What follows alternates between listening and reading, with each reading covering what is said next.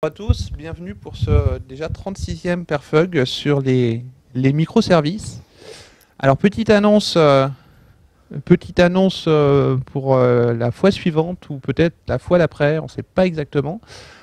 Octo va être déménager, donc Octo nous accueillant tous les mois, on va déménager aussi. Donc on va partir au 34 avenue de l'Opéra.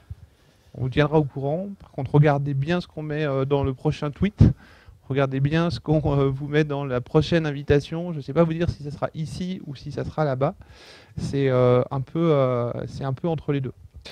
Et lorsqu'on va déménager, on va aussi changer, on va tout changer d'un coup. On va changer le jour. On passera au 3e mercredi du mois. Donc là encore, regardez bien. N'y allez pas par réflexe. Je sais qu'au bout de 36 fois, on peut y aller un peu par réflexe. Il va y avoir quelques changements. Le message du sponsor, comme d'habitude, donc Octo nous accueille et vous offre le petit pot à la fin. Si vous êtes intéressé par Octo, par les formations d'Octo, par venir travailler chez Octo, n'hésitez pas à venir nous en parler à Borémy et à moi. Et maintenant, la session du jour, je me disais comment je vais présenter Raphaël. Alors je vais faire un petit sondage. Qui est-ce qui sait dans la salle ce que c'est que ça? Levez la main. Bon, il n'y a pas beaucoup d'anciens, donc ça c'est votre application et ça c'est la façon dont le réseau la voit. Je laisserai Raphaël refaire l'explication. Et ça, c'est un peu plus récent. Ça c'est à peu près le fonctionnement d'HTTP1, donc je vais laisser Raphaël, qui est je pense l'un des plus fidèles au Perfug, puisque je crois que je t'ai vu à tous sauf 2 ou 3. Qui nous a fait déjà 2 présentations très intéressantes sur le réseau et sur HTTP2. Et là, il nous refait une session sur HTTP2, mais côté back-end. Donc, je n'en doute pas que ça va être très intéressant. Donc, je lui laisse tout de suite la parole. Et la prochaine fois, ça sera le 24 novembre. Je ne sais pas où. Regardez bien les tweets pour l'information. Merci. Alors,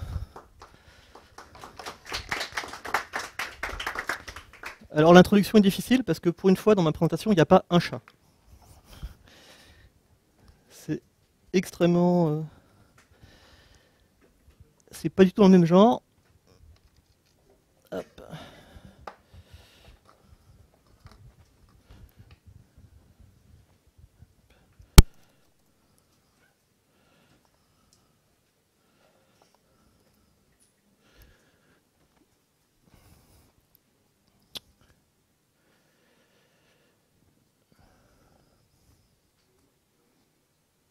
Sûrement, bonjour.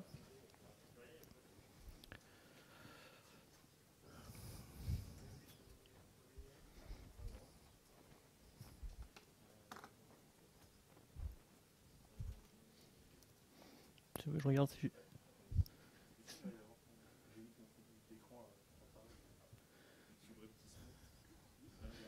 Ouais.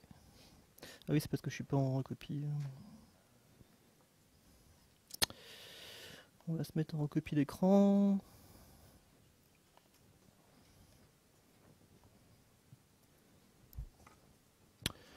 Ok. Eh bien, merci. Bonsoir à tous. Merci de venir à cette session. Donc, moi, ça fait plusieurs sessions que je fais sur HTTP2 en fait. Contrairement, enfin, le titre est peut-être un peu ambigu, mais c'est plus sur HTTP2 que sur les microservices, hein, on s'est bien d'accord. Même si l'idée c'est de parler de HTTP2 pour les services. En particulier, la question de base que j'avais quand j'ai fait cette presse, c'était est-ce que finalement c'est intéressant d'utiliser HTTP2 au sein d'un data center? Pour ceux qui ont déjà vu mes presses précédentes ou qui ont vu notre session à Devox, on a essayé de vous montrer que c'était très intéressant pour des clients mobiles. C'était donc très intéressant pour des gens qui ont beaucoup de latence. Mais finalement, est-ce que quand j'ai une architecture de service dans mon data center, est-ce que ça sert à quelque chose que je m'embête à faire le HTTP2? Avant de commencer, qui c'est qui ne connaît pas du tout HTTP2? Ah je vous préviens, il y a une slide sur HTTP2 pour expliquer comment ça marche. Donc ça va être assez dur. S'il y a des choses qui vous paraissent pas claires, n'hésitez pas à m'interrompre, c'est pas un problème. On devrait avoir le temps. Donc l'idée d'HTTP2, en fait, c'est de reprendre exactement le même fonctionnement qu'HTTP1 en termes de sémantique. On fait les mêmes requêtes, on a les mêmes résultats, les mêmes en-têtes, le fonctionnement est le même. Par contre, on va jouer sur l'efficacité. Et pour atteindre plus d'efficacité, ce qu'on va faire déjà, c'est qu'on va remplacer le protocole, c'est plus du texte, mais c'est du binaire. Donc on n'a plus les retours chariots, on n'a plus besoin de se poser la question de est-ce qu'on est sous Windows ou Unix, est-ce que c'est un anti/r ou anti/rn. etc. C'est géré tout seul. D'autres gros avantages, c'est qu'au lieu d'avoir une seule requête sur la connexion, on peut mélanger autant de requêtes qu'on veut sur la connexion. Donc on va pouvoir multiplexer toutes les requêtes. Donc ça, c'est un énorme avantage HTTP2. Et après, il y a pas mal d'optimisations qui ont été réfléchies. En particulier, on peut enfin compresser les entêtes. Ce qu'on ne peut pas faire du tout en HTTP1. On peut compresser les contenus dans HTTP1, mais jamais les entêtes. Et il y a des fonctions avancées du type push, où le serveur peut envoyer directement au client la réponse à une requête qu'il n'a pas encore faite. En lui disant, voilà, tu devrais faire cette requête, et voilà la réponse tout de suite. Je ne vais pas m'étendre beaucoup sur HTTP2, le principe. Si ça, c'est pas très clair pour vous, n'hésitez pas à me le dire. Il y a une deuxième chose à savoir dans HTTP2, c'est qu'il y a deux variantes qui ont été standardisées. Il y a la variante qu'on appelle H2 et la variante qu'on appelle H2C. Le H2 utilise des URL qui commencent en HTTPS. Le H2C utilise des URL qui commencent en HTTP. Donc comme on est dans HTTPS pour le H2, on a un système spécifique qui permet de négocier avec un serveur, entre un client et un serveur, pour savoir est-ce que je vais faire du HTTP2 ou est-ce que je vais faire du HTTP1. Et ce système s'appelle l'ALPN. En gros, quand on se connecte en SSL, on dit tout de suite je voudrais parler HTTP2 et le serveur répond moi aussi et on part en HTTP2. Sinon, on part en HTTP1. Quand on est en TCP pur, on n'a pas ce mécanisme-là de négociation. Donc on a la négociation du mode HTTP standard. C'est-à-dire on envoie une requête en disant je voudrais faire un upgrade de protocole et on a une réponse pour dire ok, on va changer de protocole. C'est la même chose qu'un WebSocket en fait. Sauf que c'est pas le même upgrade. Et c'est le même principe. La différence, c'est que H2 est supporté par tous les navigateurs récents. H2C est supporté par aucun. Absolument aucun. Donc si vous voulez faire du HTTP2 sur le web, vous êtes obligé de faire du H2. Et comme vous êtes obligé de faire du H2, c'est-à-dire que vous êtes obligé de faire du SSL, avec toutes les complexités que ça peut engendrer. Maintenant, l'idée de ce talk est de parler de ce qu'on peut faire en data center, donc je vais parler de ce qui n'est géré par aucun navigateur. On va faire du H2C. Pourquoi? Parce que ça m'évite de gérer toute la complexité SSL, qui est une bonne partie de la complexité de déploiement de HTTP2 pour des clients publics. C'est gérer le certificat et gérer toute la performance de SSL. Quand on est au sein d'un data center et qu'on veut faire de l'architecture de service, on n'est pas obligé de négocier tout le temps les certificats et de déployer des HTTPS sur tous les points. On peut tout à fait garder ça en bordure et ensuite, en interne, rester sur du clear text. Est-ce que ça, c'est clair? Ouais. Donc, à quoi on va s'intéresser? On va s'intéresser à des architectures extrêmement modernes, de type j'ai un frontal, de type load balancer qui prend des requêtes clients, qui envoie des requêtes HTTP à une application, qui éventuellement elle-même fait des appels HTTP à un back-end. Ce back-end pouvant être un web service SOAP, un web service REST. Si vous n'êtes pas dans ces configurations-là, c'est que vous avez un WordPress avec une base de données, ça marche aussi.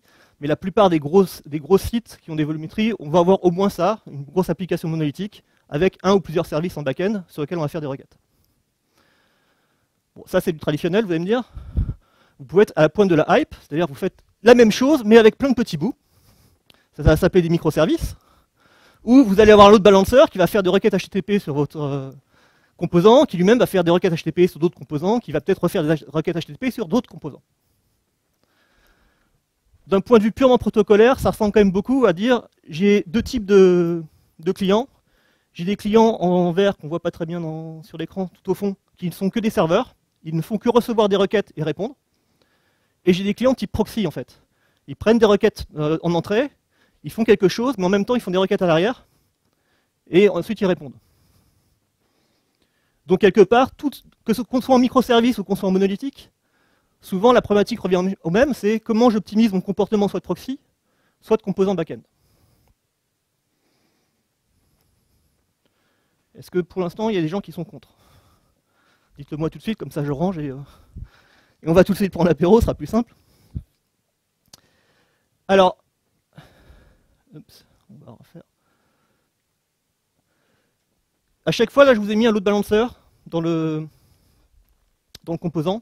Donc ce load balancer, son rôle, ça va être de prendre le trafic qui vient des clients et ensuite le dispatcher sur des applications. En général, il y en a plus d'une. Hein. Si c'est un load balancer, le but c'est qu'il y ait plusieurs back-office. S'il n'y en a qu'un, c'est pas très intéressant. Mais donc ce load balancer va avoir toujours un rôle de dire je prends la connexion du client et ensuite je la bascule sur mon service. Comme là je vous ai dit qu'on va parler de H2C, Le rôle de mon load balancer va être aussi de faire terminaison SSL. Si je veux pouvoir faire du vrai HTTP2 avec des clients tout en restant H2C au niveau de ma couche de service, il faut que mon load balancer sache prendre du SSL des clients, négocier qu'on va faire du HTTP2, et ensuite m'envoyer directement la requête HTTP2 à mes services. Alors c'est pas le but de Stalk, mais en gros, on peut faire ça très simplement avec HAProxy. Donc ça, c'est une config minimale HAProxy. Alors HAProxy, on va l'utiliser en mode TCP, parce que pour l'instant, en version qu'on peut mettre en prod, il ne gère pas directement le protocole HTTP2. Donc ce qu'on va lui faire faire, on va le mettre en mode TCP, on va lui faire négocier le SSL, et ici on voit qu'il fait la négociation à LPN, c'est-à-dire il va dire je sais gérer du HTTP2 ou du HTTP1. Par défaut, si j'ai rien d'autre, je l'envoie vers un backend par défaut. Mais je vais utiliser en fait un indicateur SSL qui est le SNI, qui donne le nom de host normalement que le client devrait connecter, pour pouvoir déterminer sur quelle API je veux l'envoyer. Donc si je veux exposer plusieurs API directement devant HAProxy, je peux utiliser HAProxy, il va faire la terminaison SSL, et ensuite derrière, je vais juste dispatcher sur la base du SNI vers le bon pool de serveurs pour répondre aux API. C'est pas forcément le plus fiable parce que le SNI est un niveau SSL. En théorie, on devrait gérer le host au niveau HTTP, c'est lui qui est le référent pour dire à qui je veux parler. Donc là, je triche un petit peu, mais ça me permet de faire du routage directement en mode TCP, de faire ma terminaison SSL, et ensuite de basculer tout en H2C sur mes serveurs. Donc le gros avantage que je vais avoir comme ça, c'est que mes serveurs ici, derrière mon SSL, personne n'a besoin de gérer. Derrière mon load balancer, personne n'a besoin de gérer les certificats. Donc pas de gestion de clés privées, etc. Mes services, je peux les déployer comme je veux, je peux faire des containers autant que je veux. C'est pas un souci, j'ai pas besoin de mettre des secrets dans mes services. Alors en termes de protocole, on en a 4 en gros. HTTP 1.0, le traditionnel, que tout le monde connaît depuis 20 ans presque. On fait, même un peu plus maintenant, on fait une requête, on ouvre une connexion TCP, on fait une requête, on attend la réponse, on obtient la réponse, on ferme la connexion. Modèle très très simple, j'ouvre une connexion, je fais une requête, quand j'ai eu ma réponse, je ferme la connexion. C'est un peu ce que vous pouvez faire de pire sur Internet, parce que ouvrir une connexion, ça coûte très cher, mais des fois, ça peut être tout à fait envisageable au sein d'un data center. Parce que ouvrir une connexion dans un réseau local, c'est beaucoup moins coûteux. Enfin, le coût est beaucoup plus facile à amortir que sur Internet. Quand on est en HTTP1, c'est pareil qu'en HTTP2, la seule différence, c'est qu'une fois qu'on a ouvert une connexion, on peut refaire une requête sur la connexion. On va utiliser un entête qui s'appelle keepAlive dans la requête et dans la réponse pour dire, OK, on va garder la connexion ouverte et on va continuer à faire des échanges. Ce qu'il faut voir, c'est qu'on soit en HTTP1 ou en HTTP2, dans les deux cas, il n'y a qu'une requête qui passe sur une connexion à un instant T. Donc dans ces deux modèles-là, soit j'ai une requête en cours, soit j'ai pas de requête. Mais je ne peux pas en avoir plus. Donc votre connexion, elle a au plus une requête qui est en train de tourner. Pour corriger ce problème-là, on a normalisé depuis très longtemps dans HTTP1 la notion de pipelining. Le pipelining, ça permet d'envoyer plusieurs requêtes sans attendre les réponses par le client. Donc le client émet la première requête, il émet une deuxième requête, il émet une troisième requête, autant qu'il veut. Il n'attend pas les réponses tout de suite. Par contre, il impose une contrainte au serveur, c'est que le serveur doit répondre dans l'ordre. Quand je fais du pipeline, ma première requête doit être la première réponse. Ma deuxième requête doit être la deuxième réponse. Ma troisième requête doit être la troisième réponse. Sinon, j'ai aucun moyen de m'y retrouver. D'accord? Donc ça c'est la grosse différence, enfin c'est une des grosses caractéristiques du pipeline, c'est je peux envoyer plein de requêtes sur le même channel. Par contre, il faut que toutes les réponses soient ordonnées dans l'ordre de mes requêtes. Autant dire qu'il y a beaucoup d'équipements intermédiaires de type proxy qui n'aiment pas du tout ce genre de choses. Vous imaginez un load balancer qui prend vos requêtes en simultané, qui les dispatche vers plusieurs backends, il doit se souvenir dans quel ordre il les a envoyées avant de pouvoir vous répondre. C'est relativement compliqué pour les équipes intermédiaires, donc autant la plupart des serveurs d'application savent le gérer, autant énormément d'intermédiaires de type proxy, etc., ne le gèrent pas du tout. Ils ont beaucoup de mal. Après, on a HTTP2, où c'est le même principe que le pipeline, sauf que là, ce coup-ci, je peux avoir les requêtes qui progressent en parallèle, donc je peux mélanger l'ordre de retour, parce que je sais exactement, chaque requête est taguée sur une couleur. Donc dans chaque requête, j'ai une couleur qui est associée, donc quand le serveur me répond, je sais quelle couleur a ma requête, et donc je sais quelle était la question qui correspond à la réponse. Ce n'est pas une requête, c'est un numéro de stream, mais c'est le même principe. Donc en HTTP 2, je peux mélanger à volonté mes requêtes, et elles progressent toutes de façon parallèle. Ou concurrente, comme vous voulez. C'est pas pareil. Est-ce qu'on est bon là? Ouais. Alors comme on parle de data center, et qu'on va parler un petit peu de chiffres, hein, parce qu'on est au Perfug, je me suis restreint sur le nombre de chiffres qu'on peut gérer. Donc la problématique qui m'intéresse, c'est dans un environnement de type donc DC, ça veut dire que j'ai une latence réseau, par exemple, qui est de l'ordre de la milliseconde. En pratique, les serveurs sur lesquels j'ai fait les benches avaient un réseau qui était de l'ordre de 100 microsecondes, les serveurs sur lesquels j'ai fait Benchmark. Mais globalement, sur un data center standard, selon ce que vous avez, vous pouvez atteindre la milliseconde, des fois 5 millisecondes. Si vous êtes au-delà de 5 millisecondes, moi je ne considère plus ça un data center. Vous avez des gros problèmes, parce que moi, chez moi, j'ai une connexion Orange fibre qui met moins de 5 millisecondes pour atteindre votre serveur. Et si votre client va plus vite que vous pour atteindre vos serveurs en back-office, vous avez des problèmes. Donc, l'idée, c'est de rester quand même sur des latences relativement basses. En bande passante, par contre, j'ai une bande passante standard d'un LAN, donc 1 giga ou 10 giga, ou plusieurs fois 1 giga. Les serveurs sur lesquels j'ai fait les tests avaient deux interfaces de 1 giga, donc ils avaient 2 gigabits de bande passante, que j'ai pas stressé, hein. Le but n'était pas pour moi de stresser ça. Et après, les paramètres d'application, de services que je considère, sont des services qui répondent dans la milliseconde. Donc on va dire de 1 milliseconde à quelques centaines de millisecondes selon ce qu'il fait, mais on est dans la milliseconde. Si votre problématique c'est de répondre en microsecondes, donc vous faites du frequency trading ou d'autres choses, cette présentation ne vous concernera pas. Vous avez d'autres problèmes. Beaucoup d'autres problèmes. Donc clairement, là, on s'intéresse à des services standards, on va dire.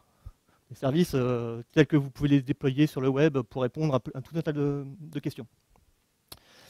Et l'autre problème, c'est comme on parle d'API plutôt, parce que c'est plutôt des microservices, les tailles des réponses, je les considère entre 200 octets et 2000, à peu près. Pourquoi? Parce que ça va impacter un certain nombre de choses en termes de temps de réponse, etc. Si vous devez répondre à chaque fois 90 ou 100 kilooctets à chaque appel d'API, vous n'allez pas du tout avoir les mêmes problèmes que si vous répondez 200 octets. La plupart des API JSON ou SOAP qu'on voit maintenant sont dans ces ordres-là. Si vous êtes en SOAP, vous êtes peut-être un ordre de grandeur au-dessus. Vous êtes plutôt entre 2 et 20, on va dire. Si vous êtes en JSON, vous devriez être entre 2 et 2K, sauf si vous faites des grosses listes. Mais en gros, on considère des petites réponses. On ne s'intéresse pas au streaming vidéo ou à renvoyer des grosses images. En termes de tuning pour l'environnement, j'en ai fait très peu. Donc l'idée pour moi dans cette presse, c'était pas forcément de montrer jusqu'où on peut pousser une machine. C'est vraiment donner un ordre d'idée de qu'est-ce qui se passe et quels sont les facteurs qui interviennent dans la performance HTTP2 ou HTTP1. Et donc les benches que j'ai fait ont été réalisés sur des serveurs Xeon chez un client. C'est des E3 2630, c'est des plateformes Haswell, 60 Go de RAM et 2 Go de réseau sur un réseau interconnecté en LAN direct à 100 micros.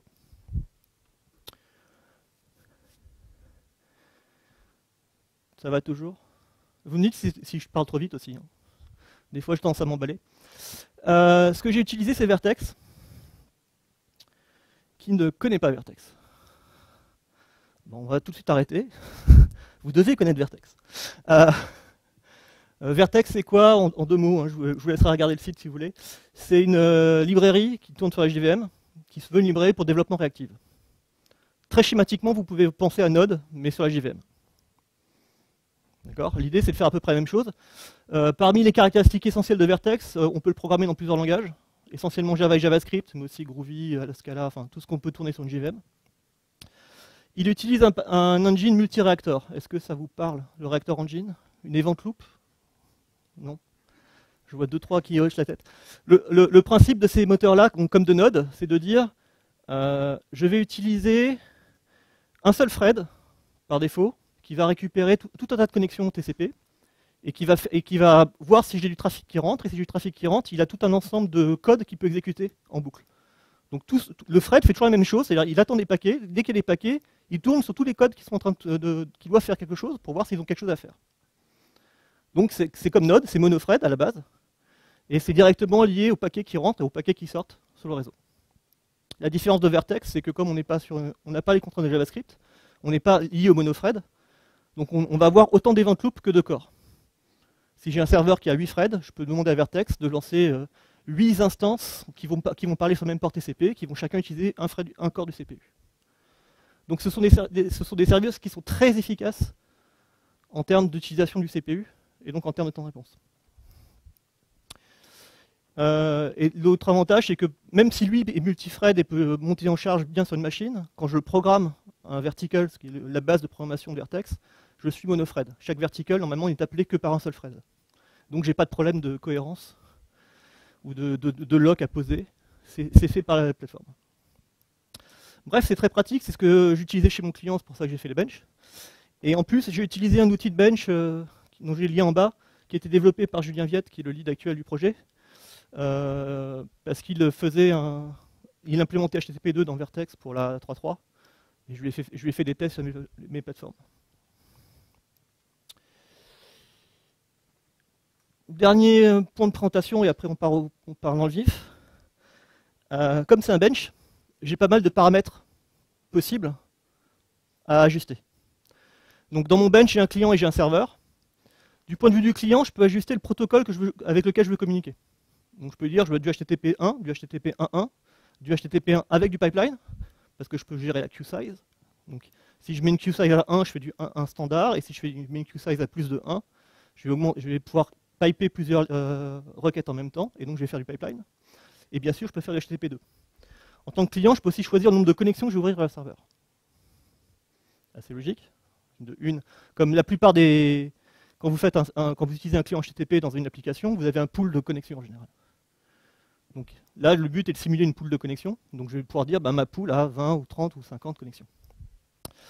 Je vais pouvoir donner une queue size, donc ça va me permettre de faire du pipelining ou pas. Et je vais pouvoir lui dire, j'aimerais atteindre un certain taux de requêtes par seconde. L'idée de l'outil de benchmark, je vais vous montrer tout de suite après, c'est de dire, je voudrais que mon outil génère par exemple 10 000 requêtes par seconde. Il va tourner en boucle en permanence, en essayant de générer de nouvelles requêtes, pour voir s'il arrive à atteindre ce taux. Si tout marche bien, il va réussir, et je vais avoir une mesure de temps de réponse et de latence pour avoir ces réponses. Il est possible que le système n'arrive pas à monter à ce taux de requêtes, auquel cas il va me dire, en fait, je n'ai réussi qu'à générer, tu m'as demandé de générer 10 000 requêtes par seconde, mais j'ai pu en faire que 5 000. Parce que j'ai été limité quelque part, j'ai eu un bottleneck. Auquel cas les temps de réponse sont beaucoup moins intéressants, puisque je n'ai pas atteint ma cible. Et si je veux faire des posts, je peux gérer la taille du post. Est-ce que j'envoie 1 octet ou 10 000? Et côté serveur, en fait, je peux gérer le nombre de threads qui vont répondre. Est-ce que j'en veux un ou toute la machine? Le nombre de streams en HTTP2. On va en parler plus tard, celui-là. Le délai, donc combien de temps je vais mettre pour répondre à une requête? Est-ce que je réponds instantanément dès que je peux, ou est-ce que je vais simuler le fait que je travaille? Donc est-ce que je vais simuler que j'ai peut-être appelé une base de données ou quoi que ce soit? Je peux simuler un burn CPU.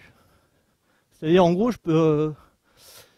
alors ça, c'est moi qui l'ai rajouté. Je peux mettre dans le serveur je peux lui demander de cracher 500 microsecondes toutes les requêtes, comme s'il avait vraiment du travail à faire. Vous allez voir pourquoi. Et je peux gérer la taille des réponses en octets. Donc ça fait beaucoup d'ajustements possibles. Si vous regardez, si on fait le croisement de tous les environnements avec tous les paramètres de contrôle qu'on peut faire, il y a de quoi faire 10 000 ou 100 000 requêtes de benchmark pour réellement voir mon comportement. Donc j'ai eu pitié de vous, j'en ai pas fait autant. J'ai gardé un certain nombre de choses fixes. En particulier au niveau serveur, je n'ai utilisé qu'un seul thread. C'est-à-dire qu'à aucun moment durant mes benches, je ne vais saturer mon serveur physique. Il a 16 corps, je vais en utiliser un. Je vais limiter le nombre de threads maximum à 1000, sachant que la norme préconise de jamais être en dessous de 100. Et je vais commencer mes pools de connexion par défaut à 20. Donc à moins que je vous mentionne que j'ai mis plus que 20, j'ai un pool de connexion de 20. Et par défaut, les réponses font 1 kilo. Donc c'est des petites réponses, mais c'est des réponses. Et là, on est prêt à lancer un truc. Donc on fait un bench, on fait un tir. Si vous voulez, je peux vous montrer, avant de vous mettre les résultats, le 300 par... c'est pas une bonne idée le 300. Bon, je vais pas vous montrer parce que l'écran est trop petit et pas la résolution. Donc ça, j'ai fait un tir de perf, où en gros l'idée, c'est que je lui ai demandé d'essayer d'atteindre 500 000 requêtes par seconde entre mon client et mon serveur. D'accord? Donc c'est ce qu'on voit en bas. J'ai fait plusieurs tirs, donc de 0 à 500 000. Okay. En hauteur, ce qu'on voit, c'est ça c'est le nombre de requêtes qu'il a effectivement réussi à faire. Dans une situation idéale, je devrais avoir tout le monde en diagonale. Si je n'ai que des diagonales, ça veut dire que à chaque fois que j'ai demandé d'atteindre une cible en termes de nombre de requêtes par seconde, il a réussi à l'atteindre. Donc l'idéal, c'est la diagonale. Si j'ai quelque chose au-dessus de la diagonale, c'est que j'ai un bug dans mon benchmark. C'est pas possible. Je peux pas techniquement atteindre plus de requêtes que j'ai demandé d'en faire. Et la situation normale, c'est que j'atteigne pas tout à fait ma situation idéale. Donc là, ce qu'on voit, c'est que le bleu clair, c'est le HTTP2. Les deux intermédiaires, le blanc et le orange, c'est le HTTP 1.0 et 1.1. Ils sont quasiment identiques. Et on a le pipeline qui s'éclate. Lui, il monte. Donc, dans mon test, le pipeline était le seul, quand je lui ai demandé à faire 500 000 requêtes secondes, il a réussi à en générer 430 000. Tous les autres protocoles, HTTP2 s'est arrêté à peu près à 120 000, et HTTP1 ou HTTP0 s'est arrêté à peu près à 150. Donc là, dans ma baseline, en fait, HTTP2 est celui qui performe le moins. Est-ce que quelqu'un voudrait suggérer une explication là-dessus? H2C. Non, j'ai dit je ne fais pas de H2 du tout. C'est du H2C. Sinon ça biaise justement tous les résultats. Il faudrait comparer SSL. Alors pour le coup, j'ai même pas négocié. Donc c'est du H2 direct en fait. Donc il balance directement le protocole. Il ne pose pas de upgrade. Il fait pas le. Et de toute façon, le benchmark ouvre les connexions avant de mesurer. En fait, quand on lance le benchmark, ce qu'il fait, c'est quand je les ai tournés, pendant 20 secondes, il tournait à vide pour faire en sorte que les JIT, etc. passent. Et ensuite, il mesurait pendant une minute. Donc à chaque fois qu'il tournait, normalement, t'es censé avoir déjà passé les effets de chauffe. Ça pourrait être une explication.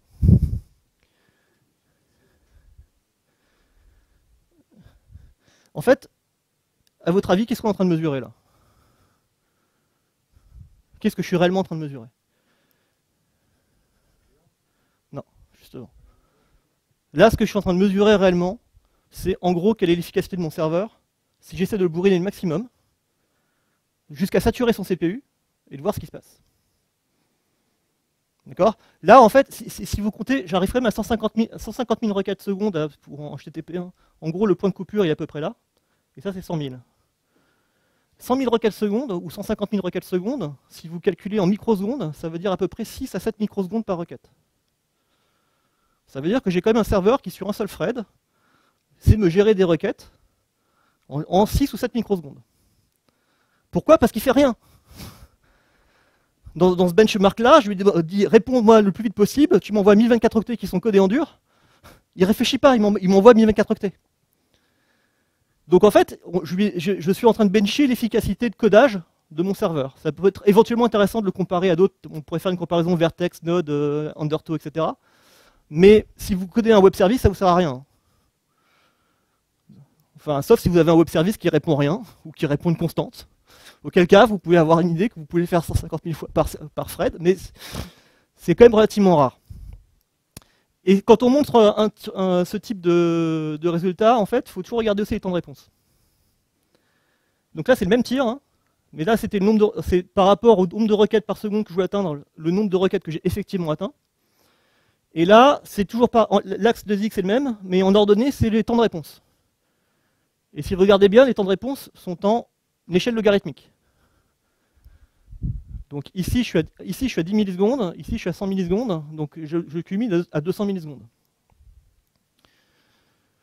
Et si vous regardez, en dessous de 50 000, j'ai 0. parce qu'en fait, le temps de réponse moyen du serveur en dessous de 50 000 était de l'ordre de 30 microsecondes. Pour rien faire, c'est déjà pas mal. On commence à alors là, c'est les 99,9%. Hein. Donc, je suis déjà dans les percentiles assez hauts. On commence à voir que ça sature quand on commence à atteindre les 50 jusqu'aux 100 000. Et une fois qu'on sature, la plupart des serveurs s'arrêtent. Enfin, des courbes s'aplatissent. Pourquoi? Parce qu'en fait, le client, une fois qu'il a vu qu'il n'arrive plus à progresser, qu'il n'arrive plus à atteindre son taux maximal, en fait, il se plafonne au taux qu'il a atteint. Donc, il ne va pas empirer les choses parce qu'il n'empile pas les requêtes comme le feraient vraiment des vrais clients. Par contre, le pipeline, lui, il ne se rend pas compte qu'il est en train de saturer. Et gentiment, il balance parce qu'il pipe. Donc, il envoie en file d'attente sur le serveur sans se poser de questions. Et le serveur, lui, comme il est, pour le coup, à ce niveau-là, il est complètement saturé. À ce niveau-là, il est complètement saturé. Donc, le serveur, il ne répond plus rien du tout. Il se contente de les enquiler, mais il ne répond plus, en fait. Donc, on a une illusion de performance, on a une illusion de montée en charge avec le pipeline. Mais en fait, ce qu'on a fait, c'est qu'on a réussi à générer des requêtes, ce qui est ce qu'on mesure, mais on n'a jamais eu la réponse. Parce que le temps de latence est en train d'exploser. Donc, un truc comme ça qu'on vous montre en vous disant j'atteins 200 000 requêtes secondes, si vous n'avez pas eu le temps de réponse, ça ne sert à rien. Ça sert strictement à rien. De toute façon, mesurer le nombre de requêtes que peut gérer un serveur à vide en faisant rien et avec un service time de 0, c'est pas extrêmement palpitant. Les seuls gens que ça intéresse, ce sont les gens qui développent les logiciels. Eux, ils peuvent se mesurer sur leur efficacité. Par exemple, on voit que comme HTTP2 est moins bon que HTTP1 sur les chemins où on commence à saturer, c'est très certainement que le code path de HTTP2 finalement est moins optimisé actuellement que le code path de HTTP1. On a peut-être à 6 micros en HTTP1, à 6,5 ou 7 en HTTP2, et donc quand on commence à atteindre les effets de saturation, ça se voit. Mais il faut atteindre les 100 000 requêtes secondes quand on est à vide. Vous allez me dire, c'est pas super intéressant, hein, je suis d'accord avec vous. Donc maintenant, ce qu'on va faire, c'est qu'on va rajouter un temps de réponse. Donc ce que je fais, c'est la même chose, même tir, même principe de graphe, sauf que cette fois-ci, j'ai configuré mon serveur pour répondre en 50 millisecondes. Donc à chaque fois que je reçois une requête, j'attends 50 millisecondes, je réponds. Et là, on voit des choses relativement différentes. C'est que pour le coup, tous les trois, pipeline, HTTP1, HTTP1. Plafonnent, à peu près à 400 requêtes secondes. Et HTTP2, gentiment, va monter jusqu'à 20 000. Pas mal. C'est quand même plus sympa comme ça. On peut montrer les temps de réponse, hein, vous avez remarqué. Alors, les temps de réponse, c'est amusant, c'est que c'est toujours le pipeline qui déconne. Pipeline, quand il commence à atteindre les 400, voit son temps de réponse max exploser pour atteindre les 5 secondes, alors que HTTP2, HTTP1, etc. restent à peu près constants à 50 millisecondes, qui est ce que je leur ai configuré.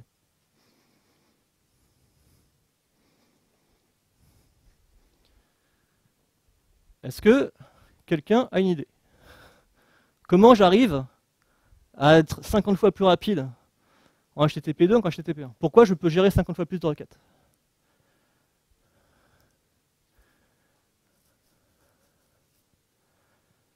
Non, personne? J'ai l'impression de parler tout seul, là, c'est pas drôle. Ouais, il y a une partie de ça, mais encore. HTTP2, j'ai qu'une connexion. On va faire un peu de calcul. Une requête, c'est 50 millisecondes. Fixée au niveau du serveur. C'est vrai dans tous les cas. Je suis en HTTP 1.0. Comme une connexion, j'ai qu'une requête en même temps. Avec une seule connexion, je peux faire 20 requêtes par seconde. 20 fois 50 millisecondes, ça va me faire ma seconde. D'accord? Donc mon taux maximum que je peux atteindre, c'est mon nombre de connexions x 20. Et mon délai de réponse, ça va être 50 milli. En HTTP 2, un stream concurrent, c'est 20 requêtes par seconde aussi, parce que c'est les mêmes temps de réponse. Par contre, le rate n'est plus défini par nombre de connexions, mais par nombre de streams simultanés. Et les délais sont toujours de 50. Conclusion, en fait, dans ce graphe-là, je suis sévèrement limité par mon pool de connexions. vous rappelle, je vous ai dit au début, je vais vous mettre 20 connexions simultanées par défaut si je ne vous dis pas autre chose. Et bien en fait, on les voit là. 20 connexions simultanées quand on peut faire que 20 requêtes par seconde par connexion, ça fait 400.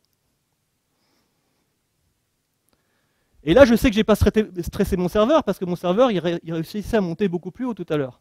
Donc je suis très très loin d'avoir stressé le CPU de mon serveur. J'ai été complètement et 100% limité par la taille de mon pool client. Alors, pourquoi le pipelining ne monte pas? Parce qu'en fait, le pipeline, c'est du mensonge. Il y a deux façons d'implémenter le pipeline. Soit, au niveau du serveur, tu traites ça en série. C'est-à-dire, en fait, ce que tu fais, c'est que tu prends toutes les requêtes, mais tu les mets dans une file d'attente, et tu les traites une par une. Auquel cas, tu traites toujours que 20 requêtes par seconde, par connexion. Tu as un paquet en file d'attente, mais tu n'en traites que 20 requêtes par seconde. Et donc, ton rate est toujours le même. Par contre, ton délai, c'est la taille maximum de ta queue fois le temps de réponse. Parce que si tu as une queue de 100 requêtes et que tu les traites une par une, et ben la 100e requête, elle va mettre 5 secondes avant d'être traitée.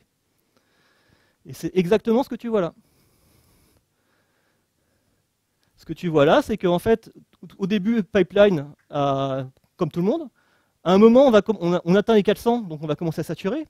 Ce qu'il fait, c'est qu'il va enqueuer, et au bout d'un moment, en fait, mes requêtes mettent 5 secondes à passer, parce qu'elles ont 100 requêtes en attente devant elles. Le client croyait avoir lancé des requêtes en simultané, mais en fait, le serveur ne les traite qu'une par une. Il y a des gens qui savent implémenter en parallèle, c'est-à-dire en fait, ce qu'ils font dans ces cas-là, c'est que sur une connexion, je suis capable d'envoyer autant de requêtes que le nombre la profondeur de ma queue fois 20 par seconde. Donc je peux gérer pour le coup beaucoup plus de requêtes en simultané. Par contre, mon délai restera à 50. Donc, ce serait vachement plus efficace de faire ça. Mais ça a des impacts, parce que, encore une fois, je l'ai déjà dit, mais je vais le répéter plein de fois, le pipeline, il y a plein de raisons pour lesquelles ce n'est pas utilisé, vraiment.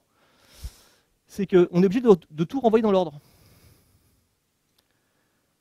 Et tout renvoyer dans l'ordre, ça veut dire que même sur un seul serveur, potentiellement, ça veut dire que je suis obligé de tout bufferiser, pour être sûr que si j'ai une requête qui répond d'abord, enfin qui répond avant son heure, je garde sa requête en attente, je le bufferise, et j'attends la vraie réponse. Potentiellement, ça me coûte très très cher en RAM. Donc c'est pour ça qu'il y a pas mal de serveurs qui ne le font pas. Mais si vous voulez voir vraiment la différence de comportement, Vertex est en mode serial, Node est en mode parallèle.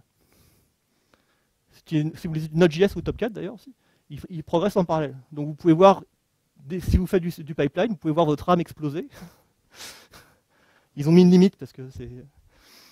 Mais vous pouvez voir effectivement que quelque part on est obligé de bufferiser et on est obligé d'avoir des logs pour dire ok, toi tu dois attendre, t'as fini mais tu dois attendre que le premier est fini. Donc là, c'est pour ça qu'on a des grosses différences, c'est qu'ici on est limité en fait. Si j'arrive à faire 20 000 requêtes par seconde, si vous regardez la formule, comme je vous dis, c'est le nombre de streams x 20, c'est-à-dire que j'ai autorisé 1000 streams, c'était effectivement ce que je vous avais dit tout au début. Là, la limite, c'est le serveur qui l'a imposé. C'est-à-dire que dans HTTP2, la première chose que tu fais, le client et le serveur, c'est t'envoies non, tu négocies pas. Tu envoies et tu dis tu n'as pas le droit d'ouvrir plus de temps de stream. Le serveur dit au client tu n'as pas le droit d'ouvrir plus de temps de stream et le client dit la même chose au serveur. Donc les deux se donnent leurs contraintes. C'est pas négocié, c'est comme ça. Donc le client n'a pas le droit d'ouvrir plus de stream que le serveur l'autorise par connexion. Et c'est ce qu'on voit. C'est ce qu'on voit. Il est monté tranquillement, et puis à un moment, il a vu qu'il n'avait plus de slots disponibles, donc il ne pouvait plus les ouvrir, et donc il n'a pas atteint les rates plus loin. Est-ce que c'est clair? Ouais. Ouais. C'est-à-dire?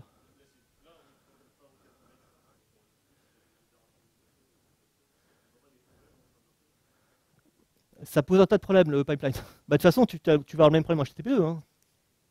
Ça progresse en parallèle. Donc, si tu fais des suppositions d'ordre de requête, de toute façon, c'est pas parce que toi, tu les as mises dans l'ordre que tu peux supposer que le serveur va les traiter dans l'ordre.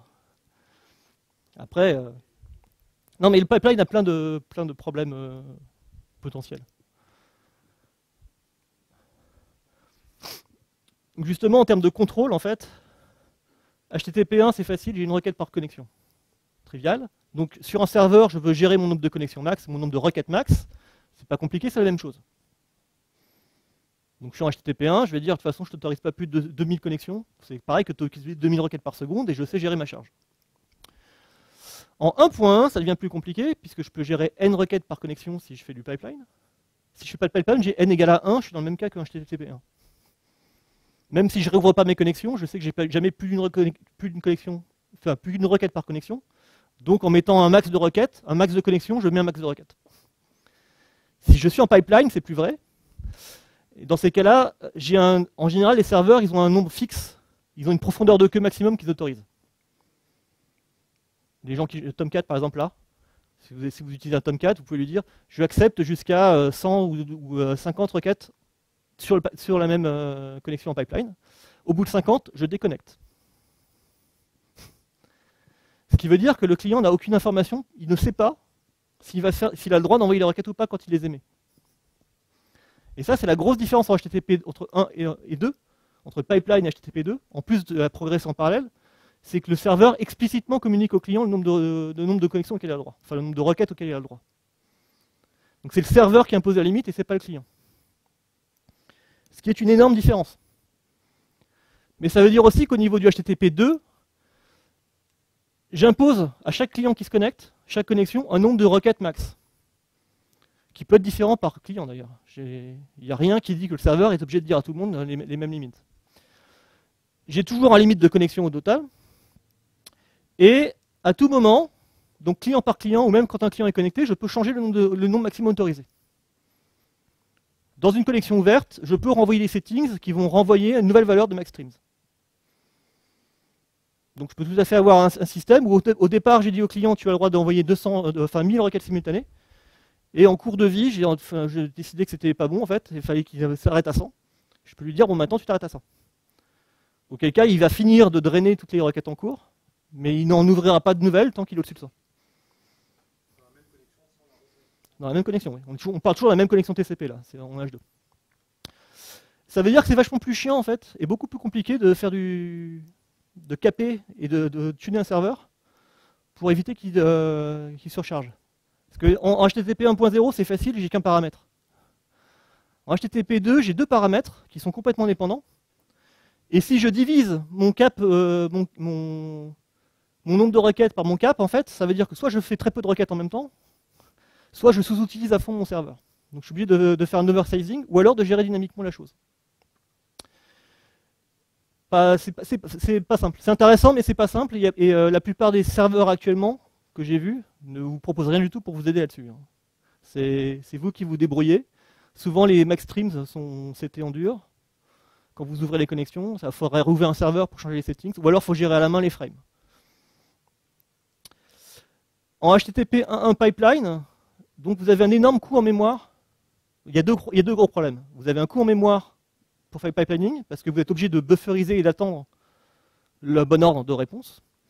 Et le deuxième problème, c'est que vous ne savez pas, en tant que serveur, communiquer au client combien il a le droit. C'est le client qui décide. Donc s'il essaie d'envoyer 1000 requêtes sur sa connexion et que ça échoue, ben ça échoue. Il n'a aucun moyen de savoir combien vous l'autorisez, à moins que vous l'ayez préconfiguré. Donc en pratique, et puis encore une fois, ça ne passe pas les proxys en général. Donc il y a plein de raisons qui font que le pipeline, même si en théorie c'est bien, ça n'a jamais réellement pris. Et on est soit sur un mode 1.0, c'est-à-dire une requête connexion, c'est 1.1 pareil, hein, une requête connexion, soit en HTTP 2, on peut effectivement avoir plus d'une requête par connexion, mais il faut s'amuser à le tuner. Est-ce qu'on est bon? Ouais, vas-y. Alors, si le client ne respecte pas les règles du jeu en HTTP2, c'est-à-dire qu'il essaie d'envoyer plus de streams que le serveur, la norme dit que le serveur coupe la connexion. Après, si le serveur ne respecte pas la norme, c'est son problème. Actuellement, il y a des serveurs qui ne le respectent pas, hein. Typiquement Vertex.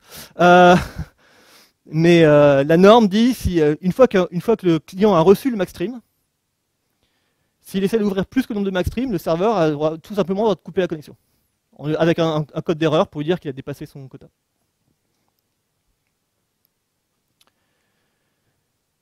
Alors ça c'était bien. Maintenant on va quand même jusqu'à présent là, quand j'ai mis un temps de réponse, en fait mon serveur il fait rien. C'est un set timeout pour ceux qui font du JavaScript ou c'est un timer en Java. Tu ne fais rien et 50 millisecondes plus tard tu dis ça y est c'est fini. Ça va pas le stresser beaucoup. Hein. C'est pas comme ça que vous allez voir les effets de garbage collector, tout un tas de trucs, parce qu'en fait le CPU du serveur n'est jamais stressé, à moins d'atteindre les 100 000 requêtes par seconde. C'est pour ça que j'ai rajouté dans mon benchmark de pouvoir faire du burn. En gros, ce qu'il fait, c'est qu'à chaque fois qu'il prend une requête, au départ du lancement du serveur, il va étalonner pour savoir combien de temps sa requête de calcul longue il faut d'itération pour bouffer une milliseconde. Et ensuite, à chaque fois qu'il reçoit une requête, il va tourner un certain nombre d'itérations pour bouffer le nombre de microsecondes demandées. Donc là, j'ai refait tourner la même chose, je suis toujours dans les mêmes paramètres que tout à l'heure, mais j'ai rajouté 500 microsecondes de burn par requête. C'est-à-dire que sur une requête de 50 millisecondes, je demande au serveur de me bouffer 500 microsecondes, donc 1% de son temps, à faire du CPU. C'est pas beaucoup, c'est très raisonnable par rapport, même si vous avez un service qui fait une requête de base de données ou quoi que ce soit, qui va passer essentiellement son temps à attendre des événements réseau, passer 1% de son temps en CPU, c'est quand même relativement crédible. Et là, ce qu'on voit, c'est que tout à l'heure, j'atteignais les 20 000 requêtes simultanées en HTTP2, et là, maintenant, je suis à 2000. Donc j'ai perdu encore un ordre de grandeur, en rajoutant 500 microsecondes de CPU. Par contre, mes 20 requêtes par seconde, là, HTTP1, etc., ils sont toujours capés par la même chose. En HTTP1, en fait, comme je n'ai pas changé mon pool de connexion, je suis toujours capé par mon pool de connexion, donc ça ne change rien. En HTTP2, pourquoi je suis descendu à 2000 ? Ouais. Si je bouffe effectivement 500 microsecondes à chaque requête, au bout de 2000 requêtes, j'ai bouffé une seconde de requête. Donc toutes les secondes, je bouffe une seconde de CPU. Ça veut dire que j'ai bouffé 100% de mon CPU. Donc à 2000, je sais qu'il a bouffé 100% de son corps au minimum pour traiter la requête, indépendamment de tous les overheads du système pour gérer effectivement les connexions. Donc c'est évident qu'il ne pouvait jamais dépasser 2000 en fait. Mais encore une fois, c'est 500 microsecondes pour une requête de 50 millisecondes. Donc si vous voulez pouvoir monter en charge un de vos services, le driver essentiel, en HTTP2 en tout cas, en HTTP1 le driver ça va être la taille de la poule, c'est pas très compliqué.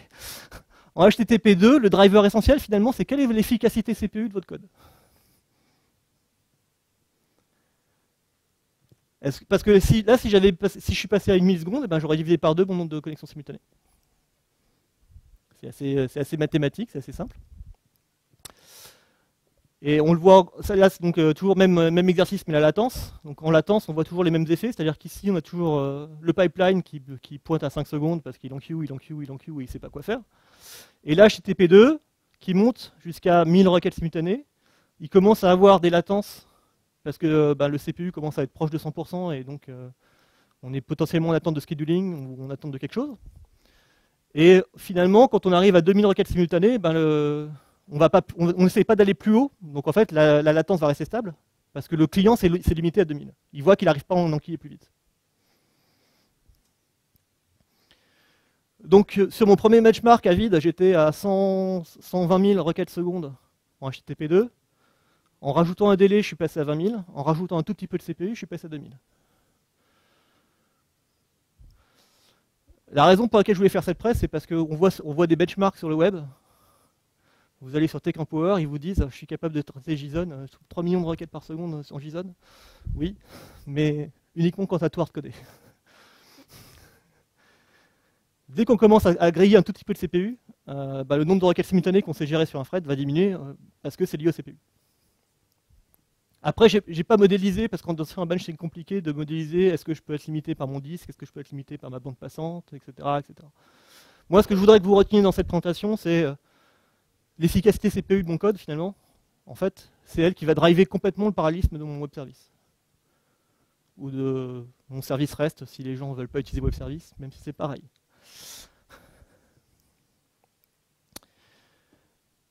Une autre question qu'on pourrait se poser, c'est ok, j'ai mis une pool de 20, j'arrêtais pas d'atteindre mon rate. En augmentant la taille de ma pool, je peux atteindre le rate que je voulais demander. Donc là, je vous ai graphé un Alors ça utilise un truc qui s'appelle HDR histogramme, pour ceux qui connaissent. Hein, donc un histogramme de temps de réponse en percentile. Donc 0% des requêtes ont eu ce nombre de temps de réponse, et enfin 99,999 des requêtes ont été en dessous des temps de réponse qui sont graphés. Donc la façon dont on peut le lire, par exemple, c'est si on est là, à 50, j'ai 50% des requêtes qui ont été envoyées, qui ont été reçues en moins de 50 millisecondes. Par contre, j'ai une requête sur 10 000, une requête sur 1000, 99,9, qui a pris 80 millisecondes. D'accord? Et j'ai une requête sur 10 000 qui a frôlé les 100 millisecondes HTTP2. Est-ce que c'est clair la façon dont on lit ça? Ça, c'est le graphe typique. Ce qui vous intéresse, c'est de voir à quelle vitesse vous savez répondre. Quels sont vos temps de réponse réellement sur une API. Parce que ce que vous allez avoir en fait en pratique, c'est quelqu'un va vous dire, ou devrait vous dire, je ne veux jamais que mon API réponde en plus de 100 millisecondes, par exemple. Jamais. Auquel cas, là, mon API de base, elle répond 50 milli parce que c'est ce que j'ai configuré. On se rend compte qu'en HTTP2, je suis capable de toujours répondre en dessous de 100 milli, alors qu'en HTTP1, non. En HTTP1, je vais peut-être avoir une requête sur 1000 ou une requête sur 10 000 qui vont être au-dessus.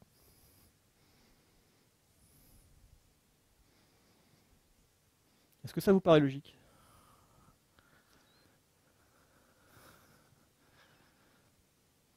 Est-ce que quelque chose pour vous peut expliquer que, en fait, HTTP2, alors là, l'idée c'est qu'elle travaille toutes à 1000 requêtes par seconde.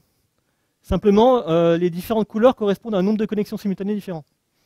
Donc à une taille de pool différente en fait. En clair, j'ai demandé d'ouvrir 100 connexions, jusqu'à 100 connexions simultanées. En orange, etc. Et le orange foncé, c'est 1000. En HTTP2, j'ai toujours une seule connexion. Alors pourquoi, en fait, au final, HTTP1 va être au-dessus de HTTP2?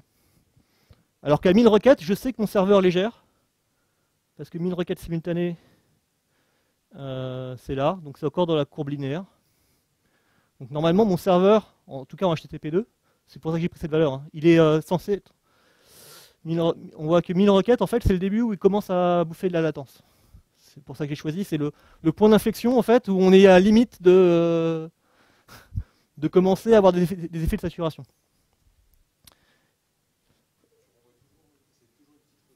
C'est toujours la requête qui renvoie 1024 octets au bout de 50 millisecondes en ayant grillé 500 microsecondes de CPU. C'est toujours la même chose. Simplement, avant, j'étais capé par mon pool de connexion. Là, j'ai augmenté le nombre de connexions simultanées, donc maintenant, HTTP1, j'arrive à atteindre le même nombre de connexions par seconde. Par contre, je n'ai pas tout à fait les mêmes caractéristiques de temps de réponse. Ben ouais, il faut faire un calcul, mais c'est dans ces eaux-là. Ouais.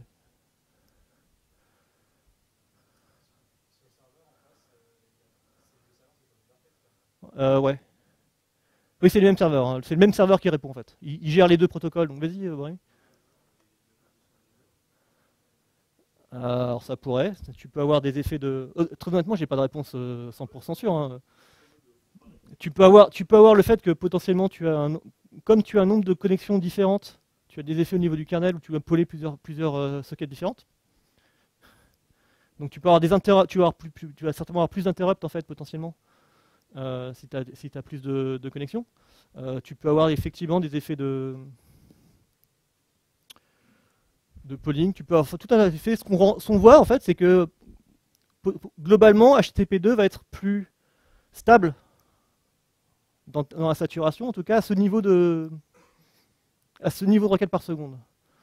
Maintenant, pour complexifier les choses, je suis passé à 1300 requêtes par seconde.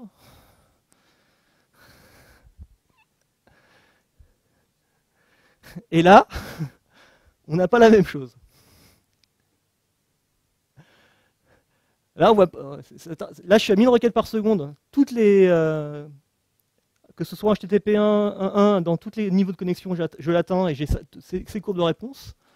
Je passe maintenant à 1300 requêtes par seconde. J'ai des courbes qui se refroidissent pas trop, en fait. Celle-là, je peux l'expliquer plus facilement, en fait. Mais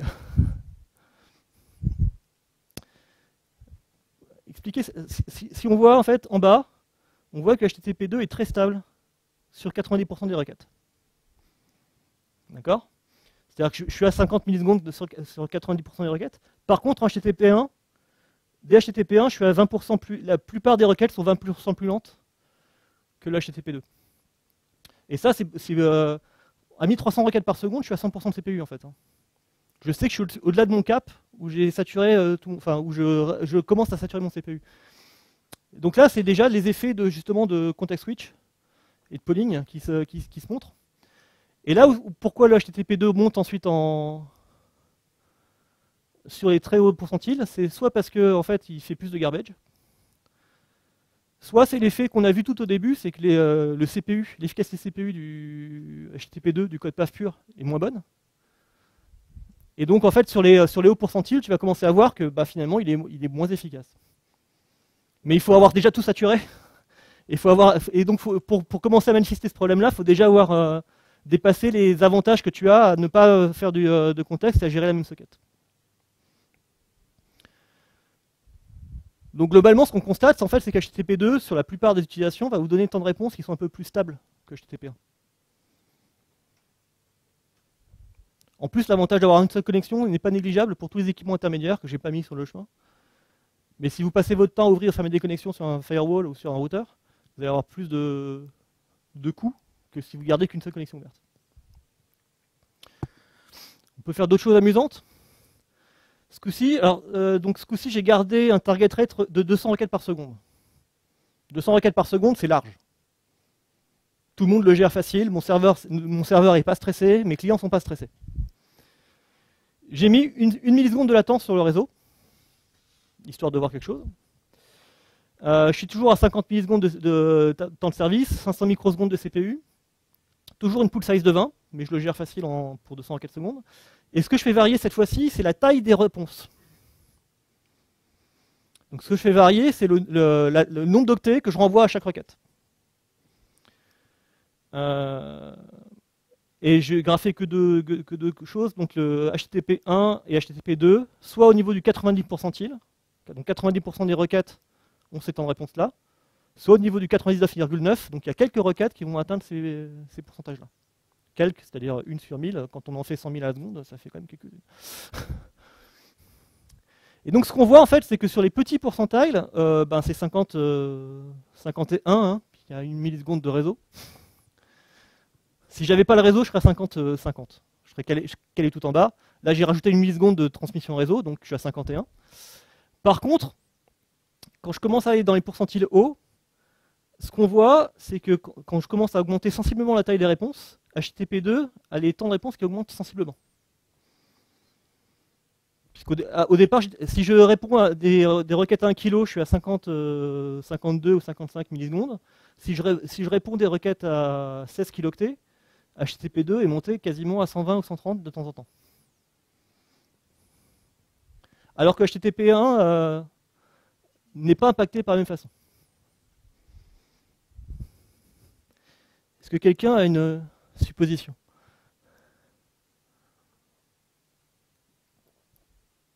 Ouais. Alors, c'était pas vraiment linéaire parce qu'il y a clairement des bruits d'expérience et il n'y a pas beaucoup de points en fait, de mesure. J'ai pas fait un nombre de points infini. Mais j'ai quand même répété 1 ou 2 fois pour vérifier qu'au moins les points hauts étaient bons. Mais oui, tu as clairement un peu de bruit. Hein.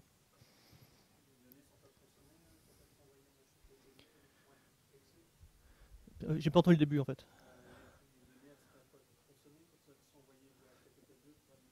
Alors, il y a un truc dans ce goût-là. Non, c'est pas le niveau processeur, mais c'est clairement le niveau système en fait. Non, personne. Parlons du TCP SendBuffer. Ça vous parle le TCP SendBuffer? Non. Chaque fois qu'on a une socket sur une machine POSIX, vous avez 2 buffers, un buffer pour lire les données, un buffer pour écrire. Ok? Ce buffer, en fait, quand on crée l'application, quand elle ouvre une socket, elle peut dire je veux telle taille. Sinon, par défaut, le système a ses propres réglages. Et ce qui se passe, c'est quand on est en HTTP2, en fait, ce buffer-là commence à être super exigeant. Pourquoi? Parce qu'en fait, toutes les requêtes écrivent dans le même buffer. Dans le cas HTTP1, j'ai autant de buffers que de connexions, donc mes buffers sont répartis en fait. Mais dans HTTP2, j'ai qu'un seul buffer et j'ai toutes mes requêtes qui sont qui dedans. Résultat, en fait, si mon buffer est trop petit, eh ben mon application ne peut pas écrire dedans, donc elle va attendre, et donc elle va devoir essayer plus tard. Et si mon buffer est trop grand, ce qui va se passer, c'est que je vais enquiller des mégaoctets de données dans mon buffer qui vont être en attente d'émission. Et donc, en fait, je vais augmenter ma latence de réponse parce que je fais du queuing dans mon buffer. En gros, dans le buffer POSIX, vous avez plusieurs... donc la taille du buffer, c'est tout ce carré orange. Vous avez plusieurs sections, en fait. La section la plus en bas, c'est les données que vous avez déjà envoyées, mais on ne vous a pas encore accusé réception que c'est bien reçu. Donc potentiellement, vous devez les réémettre. Donc vous êtes obligé de les garder. Donc tant qu'on ne vous a pas garanti qu'elles ont été reçues, vous les gardez dans le buffer, et quand c'est reçu, en gros, on décale le buffer pour dire ça y est, c'est reçu. La deuxième partie, la blanche, ce sont les données qui sont en attente d'envoi. J'ai tout ce qu'il faut pour les envoyer. La carte réseau, normalement, dès qu'elle les veut, je lui envoie. La taille de ces deux buffers gris et blanc, en fait, c'est ce qu'on appelle la congestion window. Donc c'est la limite que a le droit d'envoyer un serveur à un client TCP. D'accord. Donc cette window va augmenter potentiellement dans le temps si on se rend compte que tout se passe bien. Elle peut être diminuée si on voit dès qu'il y a des erreurs. Mais en gros, la congestion window va déterminer le nombre d'octets qu'on peut avoir dans ce buffer-là, dans cette taille-là. Donc tout ça, tout ce qui est dans la congestion window, ça peut être soit c'est déjà envoyé, soit ça peut être en cours d'envoi. Si j'ai besoin d'écrire au-delà de la congestion window, eh ben forcément, je vais attendre. Je vais attendre que mon buffer se décale vers la gauche et que finalement ça rentre dans ma congestion window et que je puisse commencer à émettre. Donc je peux avoir des octets qui sont déjà en attente, mais tant que mon buffer n'est pas vide, quand mon application va faire un poll sur la socket, on va dire ah bah tu peux écrire. D'accord. Donc en fait, mon application va pouvoir essayer d'écrire. Le système va dire à mon application qu'elle peut écrire tant que j'ai de la place vide. Par défaut. Donc, quand j'ai beaucoup de requêtes qui doivent rentrer sur la même socket, si encore une fois, mon buffer est trop petit, je vais passer mon temps à devoir attendre. Mon application va faire des writes qui vont échouer. Si mon buffer est trop gros, c'est plutôt ça qui se passe en fait, je vais commencer à les enquiller et à devoir attendre qu'elles s'écoulent. Là, je l'ai fait un peu artificiellement pour vous montrer le problème. C'est un vrai problème au niveau client, par contre. Parce que quand on a une connexion HTTP2 au niveau des clients, avec des latences beaucoup plus fortes, donc avec des congestion window qui sont beaucoup plus larges potentiellement, si on commence à enquiller beaucoup de données et qu'on a une congestion window avec une latence de 300 millisecondes, en fait, potentiellement, on peut se rajouter 2 ou 3 secondes de délai là-dedans, parce que notre buffer, il attend. Il n'a pas la place pour émettre. C'est pour ça que Google a patché le kernel il y a quelques années maintenant. Ils ont introduit une option de socket pour pouvoir dire en fait que si le buffer commence à trop se remplir, en fait le système va faire comme si le buffer était plein pour que l'application n'écrive pas plus de données qu'on soit proche de l'émission. C'est le SOCOP not sent no what avec un nom imprononçable. Mais en gros, ça permet de dire, en fait, si je le positionne là, par exemple, si mon buffer est rempli au-dessus de cette marque-là, même si j'ai de l'espace vide, je vais dire application, tu peux pas écrire. Parce que ça m'évite de perdre de la latence sur ces choses-là. Après, justement, parlant de latence, je peux aussi jouer sur la latence du réseau. Je vous ai dit que je voulais pas trop, mais il faut quand même montrer ce que ça fait. Ouais. Ouais. Si, tu peux. Tu peux, mais alors ça dépend après. Le problème, c'est que la taille optimale du buffer, elle est difficile à calculer en fait. Elle dépend des gens à qui tu parles. Donc elle dépend de la latence du réseau. Elle dépend de la quantité, en gros, du nombre d'octets par seconde que ton application essaie de générer. Elle dépend d'un taux de retransmission. Elle dépend d'un tas de choses en fait. Donc c'est assez difficile d'avoir une valeur parfaite. Donc soit ton application a fait un choix de dire je mets un gros buffer, soit elle laisse le système s'adapter. Et sous Linux, tu as une taille par défaut qui doit être de 16K. Et tu peux monter genre à 128 ou 228 kg.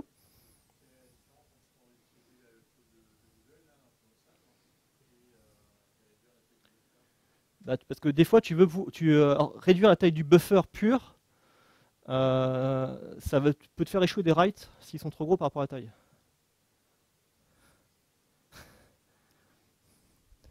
Si tu essaies d'écrire 32K dans une seule fois avec un buffer de 16, le write, soit il va dire false, soit il va dire j'ai écrit 16, tu te débrouilles. Mais donc, en fait, le buffer, tu peux des fois vouloir avoir suffisamment de buffer pour pouvoir faire des grosses écritures d'un coup. Mais par contre, ne pas vouloir que s'il commence à se remplir, continue à enquiller pour augmenter la latence. Ouais. Parce que en fait, si ton pending est rempli, imagine que ta window soit de 16K, 16 kilooctets, et ton pending est coté 100 mégaoctets qui a été enquillé dans le buffer. Soit il est là, soit il est dans l'application. Il est quelque part, très certainement. Pourquoi il y a plus enfin, tu es d'accord que si tu as du pending, le problème c'est qu'une fois que tu l'as mis en TCP buffer, il va partir. Tu n'as rien de plus prioritaire qui peut prendre sa place. D'accord? Donc si tu n'as qu'un seul processeur qui écrit, que ce soit en buffer ou dans ton application, c'est pareil. Le problème c'est que si tu as plusieurs process qui écrivent, pour prendre l'exemple client parce que c'est plus simple, imagine que tu es en HTTP2 client, tu as un énorme buffer, tu veux faire du push. D'accord? Tu commences à écrire, tu prends une requête client, tu commences à écrire 2 tonnes de JavaScript, parce que tu as fait une application React dans les règles de l'art, en push. Tu les as mis dans le buffer, il faut que ça parte avant que ton HTML parte.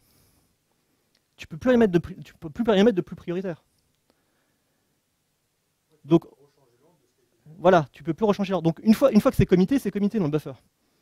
Donc, l'intérêt de ne pas le remplir, c'est pas pour gérer la latence d'une requête, c'est pour gérer la réactivité du système en tant que tel, parce qu'il y a des requêtes qui sont peut-être plus prioritaires, qui vont pouvoir passer plus vite que si elles devaient attendre que le buffer s'écoule. C'est le même, en fait, c'est le même.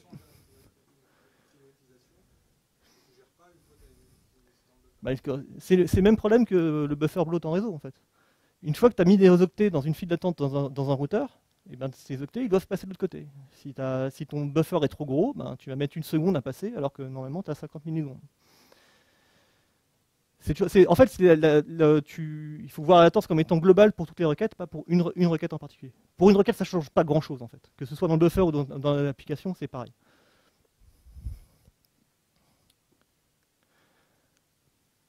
Donc, latence réseau, entre 1 milliseconde et 10 millisecondes. Alors, les temps de réponse, pour le coup, ne sont pas plats, ce qui est logique. Puisque pour le client, le temps de réponse, le temps du réseau augmente le temps de réponse. Hein. Si j'ai un temps de réponse de 50 millisecondes de base avec 1 milliseconde de réseau, ben, je fais 51. Si j'ai 10 millisecondes de réseau, ben, évidemment, je suis à 60. C'est logique. Donc c'est logique que ce soit pas stable. Ce qui est amusant, c'est de regarder ça, en fait. C'est que HTTP2 est globalement toujours dans les hauts pourcentiles, toujours en dessous de HTTP1. Alors ici, ça c'est clairement un artefact de bench. C'est clairement parce que les petites requêtes, ceux qui sont joués en premier, des fois, il n'a pas fini de faire son JIT et son truc comme ça, et tu le vois. Est-ce que quelqu'un a une idée de pourquoi j'ai ça ?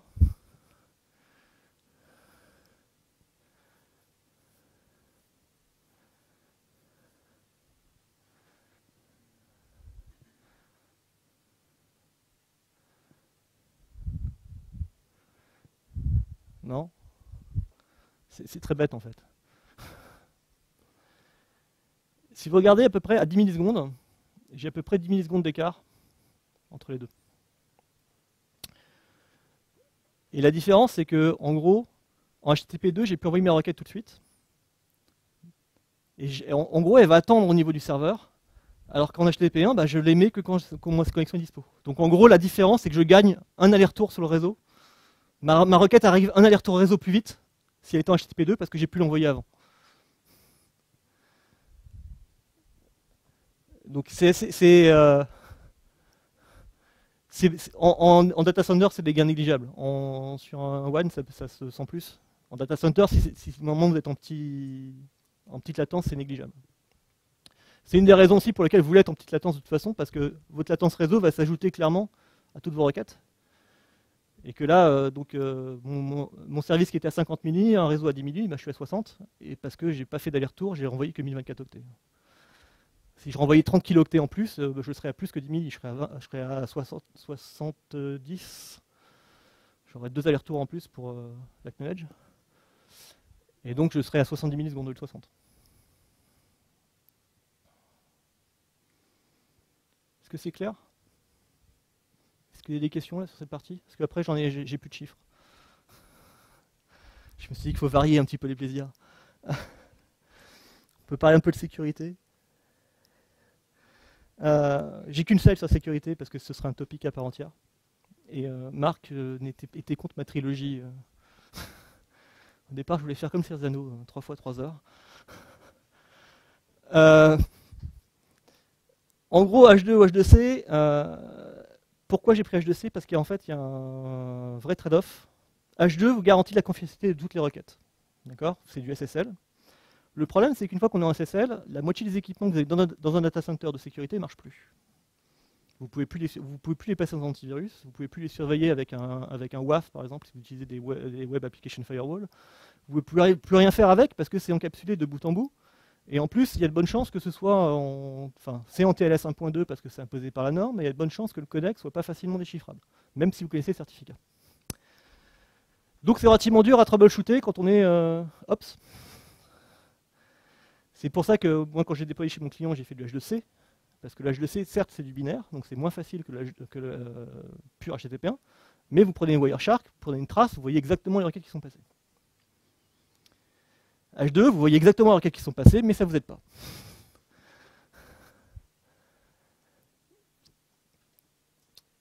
Donc si vous voulez vraiment de la sécurité bout en bout, ben H2 c'est bien. Pour un certain nombre de services de type login ou carte bleue, etc., c'est logique que qu'il y ait la sécurité bout en bout. Pour 90% des services, à mon sens, H2C suffit. Et vous épargnez beaucoup d'emmerdes opérationnelles quand ça ne marche pas pour essayer de comprendre pourquoi ça ne marche pas et qu'est-ce qui déconne. Par contre, qui dit HTTP2 dit compression. Compression de requêtes, et qui dit compression dit DOS. C'est automatique. Dès qu'on peut compresser quelque chose, en fait, vous avez forcément un mécanisme de donner le service avec. Et donc, en bas, je vous ai mis le nom de l'étude qui a regardé un petit peu. Vous avez un truc assez marrant, qui s'appelle la HPAC bomb. Donc, HPAC, c'est le protocole utilisé pour compresser les entêtes dans HTTP2. Et ça marche de façon suivante. C'est, je prends, admettons que j'ai un entête user agent qui est très long. Je vais l'envoyer la première fois au serveur. Et en l'envoyant, on va se mettre d'accord sur un identifiant. Dans une table, on va créer un dictionnaire, on va dire que ça c'est l'entête numéro 18. À partir de ce moment-là, le serveur et le client s'étant mis d'accord sur le fait que c'est l'entête 18, la prochaine fois que je vais envoyer le même entête, je ne vais plus renvoyer mon user agent complet, je vais juste lui dire entête 18. Donc je peux réduire un entête d'une taille relativement quelconque à 1 octet. La taille quelconque en fait est déterminée dans les settings, et par défaut c'est 4K. La taille dynamique des entêtes, 4K. Donc, en tant que client, je peux créer un entête user agent qui fait 4 kilooctets et qui va être transformé en un seul octet. Un bon ratio 1 pour 4000. Donc, la fois d'après, ce que je peux faire, c'est que je peux créer une requête qui envoie 16 000 fois l'entête 18. Par défaut, je peux envoyer des requêtes qui font 16K, taille de base. Donc je peux envoyer 16 000 fois dans mon entête, le même entête, de 4K. Donc moi ça m'a coûté 16 kilooctets. Le serveur, pour lire la requête, il faut qu'il fasse 16 000 fois 4 kg, donc en fait ça va lui coûter 64 mégas pour lire la requête. Donc ça fait un ratio assez sympa. Donc c'est relativement facile de faire exploser la RAM d'un serveur comme ça. Si le serveur n'est pas protégé, donc là quand ils ont fait le test, il y avait 2 ou 3 serveurs C, donc ils ont fait le test sur Nginx, Apache, Jetty, enfin quelques implémentations références, et il y en avait 1 ou 2 qui étaient susceptibles à cette bombe-là, c'était assez marrant. C'est du classique, hein, y a avec du zip, vous pouvez faire la même chose, avec du gzip, la zip bomb, ça date de Mathusalem. Si vous voulez faire saturer le disque de quelqu'un, vous envoyez un zip qui se compresse en 10 octets, mais en fait, quand vous le décompressez, ça fait 300 mégas, parce que c'était que des zéros, mais 300 millions de fois. Donc ça, c'est comment faire claquer un serveur mail, par exemple. Vous envoyez un zip qui se compresse en 15 octets, mais vous savez qu'il y a une passerelle antivirus corporate qui va ouvrir les zips pour voir ce qu'il y a dedans. Et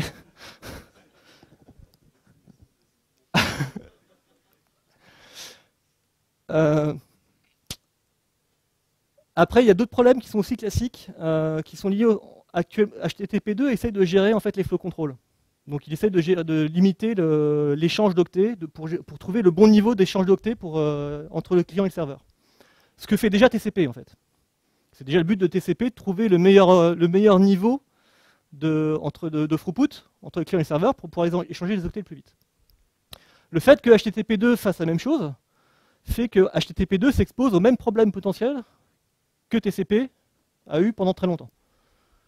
Et quand je dis TCP, c'est pas TCP, c'est les implémentations de TCP. Donc les implémentations de HTTP2, les premières, ont de bonnes chances d'avoir les mêmes types de problèmes que les premières implémentations de TCP. Parmi les problèmes classiques, vous avez un client qui envoie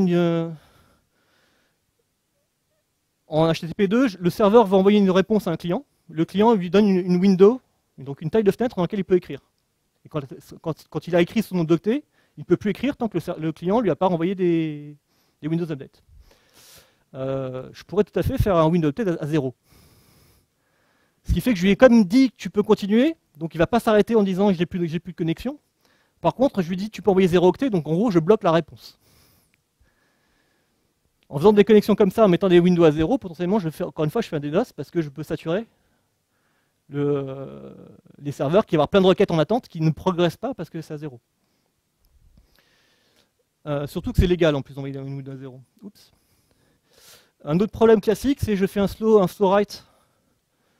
Par exemple, je suis un client, je veux faire une requête, un post. J'ai 2 mégas à envoyer en post. Et je vais les envoyer un octet par un octet toutes les 5 secondes. Résultat, je vais mobiliser en fait une requête côté serveur, avec un buffer et tout un truc. La requête va progresser, mais tellement lentement en fait qu'au final ça bloque des ressources. Si je fais ça suffisamment souvent, je vais pareil une fois réussir à bloquer le serveur. Donc après c'est au serveur de dire bon celui-là il progresse pas, je vais préférer le couper plutôt qu'attendre. Donc c'est des décisions que prennent les stacks TCP, c'est des décisions que prennent les serveurs une fois qu'ils sont patchés, hein, c'est le cas là maintenant. Mais là l'étude qui est en bas n'a testé que les grands serveurs du marché. Vous commencez à écrire votre petit serveur HTTP2 en Go ou en Node, et il y a de bonnes chances que vous ayez les mêmes genres de problèmes. Ils n'ont pas testé toutes les implémentations. Donc il faut juste le voir, parce que c'est vraiment des classiques. Il y a certainement d'autres problèmes, vraiment spécifiques, mais le fait qu'on fasse de la compression de requêtes, on a forcément le gag de la bombe. Impossible de ne pas l'avoir et on mieux de le gérer. Et le fait qu'on fasse du flow control, on a forcément devoir des décisions à prendre sur les requêtes qui ne progressent plus du fait du flow control. Est-ce que je les attends parce que c'est vraiment quelqu'un de lent, ou est-ce que je les kill parce qu'il fait exprès de me ralentir? Et sinon, globalement, en interne, H2E, c'est quand même beaucoup mieux que H2. Enfin, vos équipes d'Ops vous remercieront si vous n'êtes pas Ops. Ne serait-ce que de ne pas gérer les certificats et les clés privées sur tous les serveurs et de pouvoir troubleshooter en TCP dump les flux, c'est quand même 2 outils très utiles. Est-ce qu'on est bon là sur la sécu? Parce que maintenant on va parler d'aspect fonctionnel. C'était ce qui était annoncé dans la presse, on parle du partie perf et de la partie aussi, est-ce que finalement le fait de faire de HTTP2 me permet de faire des choses différentes, ou des choses mieux? Et en fait, il y a quelques caractéristiques qui pourraient avoir un impact fonctionnel dans HTTP2. En théorie, ça a été vendu, ça a été construit comme étant strictement compatible avec HTTP 1.1. Donc c'est même sémantique. Il n'y a pas de nouvelles méthodes qui ont été inventées ou quoi que ce soit. Par contre, on peut faire des flows asynchrones, c'est intéressant. On a du flow control au niveau applicatif, qui est pas mal non plus. On peut faire du push, et on a un framing binaire. Tout ça, potentiellement, ça peut avoir un impact. Par exemple, les flows asynchrones permettent de faire du multiplexage de données ou du streaming de réponses. Mais en fait, HTTP1 le gère déjà. Si vous faites du SSE, vous faites du streaming. Vous faites déjà des flux asynchrones qui peuvent progresser indépendamment d'une requête. SSE, Server Sent Event. C'est une autre norme proche des WebSockets qui permet de faire du streaming descendant uniquement. Et qui est en fait un MIME type HTTP, c'est tout. Ça dit juste comment tu découpes tes données pour que et tu as une API côté navigateur pour pouvoir les récupérer. Mais tu as plein de gens qui, qui en parlent dans pas mal de cons, si tu ne connais pas. Je te conseille de les faire. Notamment parce que WebSocket ne marche pas avec HTTP2. Donc c'est une bonne raison pour faire du SSE. Potentiellement, le multipart form, donc des requêtes, permet de découper en petits bouts des requêtes et d'envoyer des paramètres un par un. Notamment des fichiers, par exemple. Donc même au sens requête, on a déjà des MIME types en HTTP qui permettent potentiellement de dire je t'envoie des données au fur et à mesure. Par contre, si vous faites du JSON ou du XML, ce qui est le cas de la plupart des web services, vous ne pouvez pas. Pourquoi? Parce que JSON et XML ont une racine. Vous ne pouvez pas envoyer un document qui n'a pas de racine. Et donc si vous envoyez un document qui a une racine, forcément, normalement, tant qu'on n'a pas eu la fin, on ne sait pas s'il est valide. Donc on ne peut pas vraiment le traiter en streaming si on veut être vraiment cohérent. Après, on a des parseurs qui font le stream, donc on pourrait ne pas tenir compte de la fin du message. Mais en théorie, que ce soit JSON ou XML, on a un seul objet qui est transmis, donc on a forcément une racine, et donc tant qu'on n'a pas atteint la fin du document, on n'a pas la racine, et sémantiquement, on n'est pas censé pouvoir le lire. L'autre gros problème de HTTP 1, et qu'on a toujours en HTTP 2, c'est les API clients au niveau navigateur. Actuellement, un navigateur ne sait pas envoyer une requête en deux parties. Parce que les API, que ce soit Ajax ou les API Fetch, la nouvelle API, quand vous faites un post, vous devez passer le body en entier. C'est spécifié comme ça, c'est volontaire en plus. Mais le fait que quand vous faites un post dans un navigateur, que ce soit par Fetch ou par XML HTTP Request, vous devez faire un post avec le body en entier, mais vous n'avez pas un write avec un complete à la fin, fait que vous ne pouvez pas faire réellement de flux asynchrone en HTTP 1.1 et en 2 non plus d'ailleurs, parce que c'est la même API, parce que la requête au niveau navigateur, vous n'avez pas l'API pour le faire.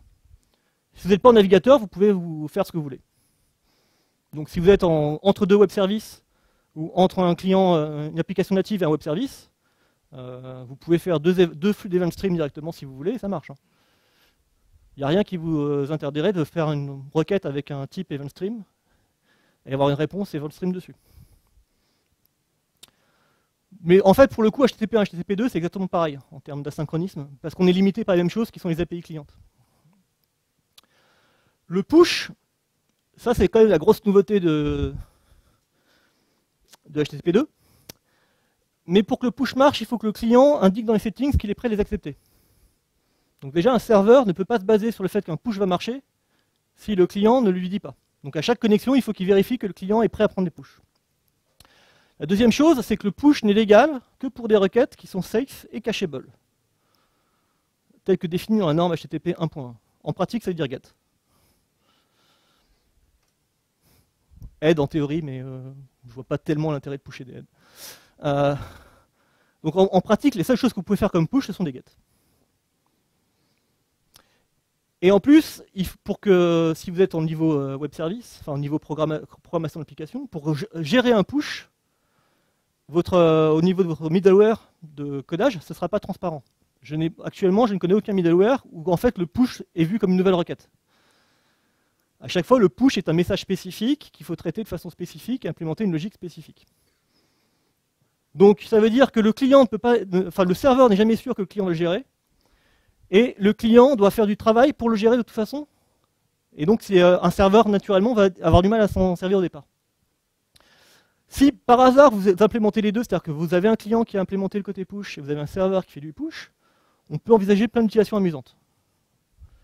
Par exemple, imaginez une API REST, genre Facebook, où quand vous requêtez un utilisateur, en fait, il vous push tous ses friends. puisqu'il a vu dans le JSON que vous aviez ces friends, donc il peut vous faire directement en push les get de tous les friends qui correspondent, en supposant que si vous commencez à lire une entité dans le graphe, c'est parce que vous voulez parcourir le reste du graphe. On pourrait imaginer un autre truc qui est l'autopager, c'est dire j'ai une requête où je vais lire une base de données, je donne une limite et un offset, classique pour faire de la pagination.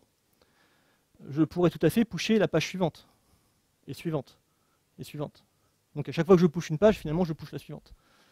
Donc en pratique, ça me permet d'envoyer toute la requête complète par petits bouts à l'applicatif sans attendre qu'elle me pose la question au fur et à mesure. On peut gérer du cache évidemment, c'est fait pour.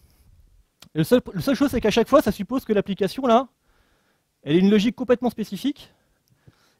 Et souvent, en fait, il y a des meilleurs moyens que le push pour le faire.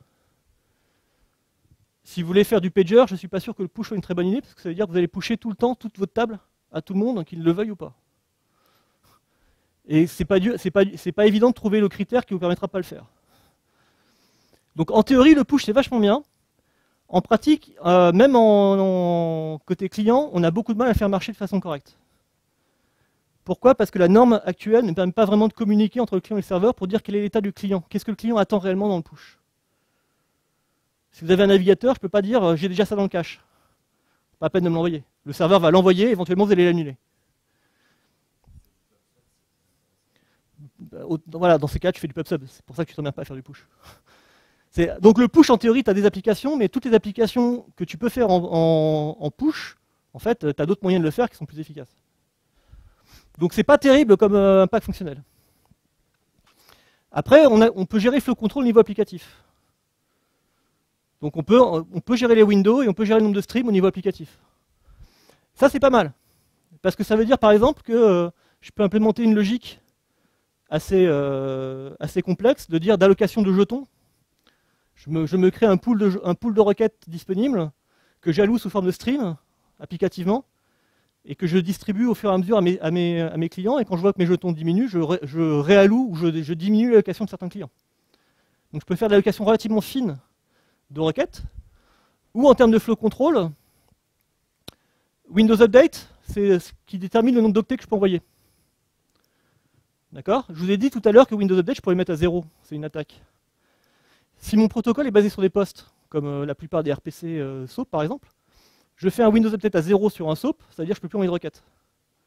Je peux dire que je veux faire une requête, mais je ne peux plus envoyer le body de la requête. Donc ça me permet en fait, avec juste un paramètre Windows Update, de pouvoir à la fois gérer potentiellement mon nombre de requêtes et mon nombre d'octets qui rentrent. Pas mal. Sauf que, encore une fois, le problème c'est qu'aucun serveur ne l'expose au niveau client réellement.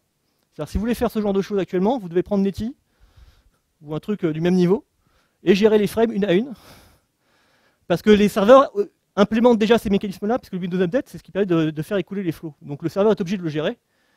Donc si au niveau applicatif, vous voulez vraiment reprendre la main, ça vous oblige à descendre très très bas dans Netty, quasiment, pas quasiment d'ailleurs, dans Netty pour pouvoir prendre la main et gérer vos Windows Update comme vous voulez. Donc en final, c'est pas très pratique. Il vaut mieux être une gateway qui fasse du contrôle d'admission et du contrôle de rate. Donc il me reste que la dernière, qui est le binary framing. Et le binary framing, en fait, c'est ça qui est la grosse nouveauté fonctionnelle, bizarrement, parce que ça nous permet d'utiliser un truc qui est vachement marrant, qui s'appelle les trailers.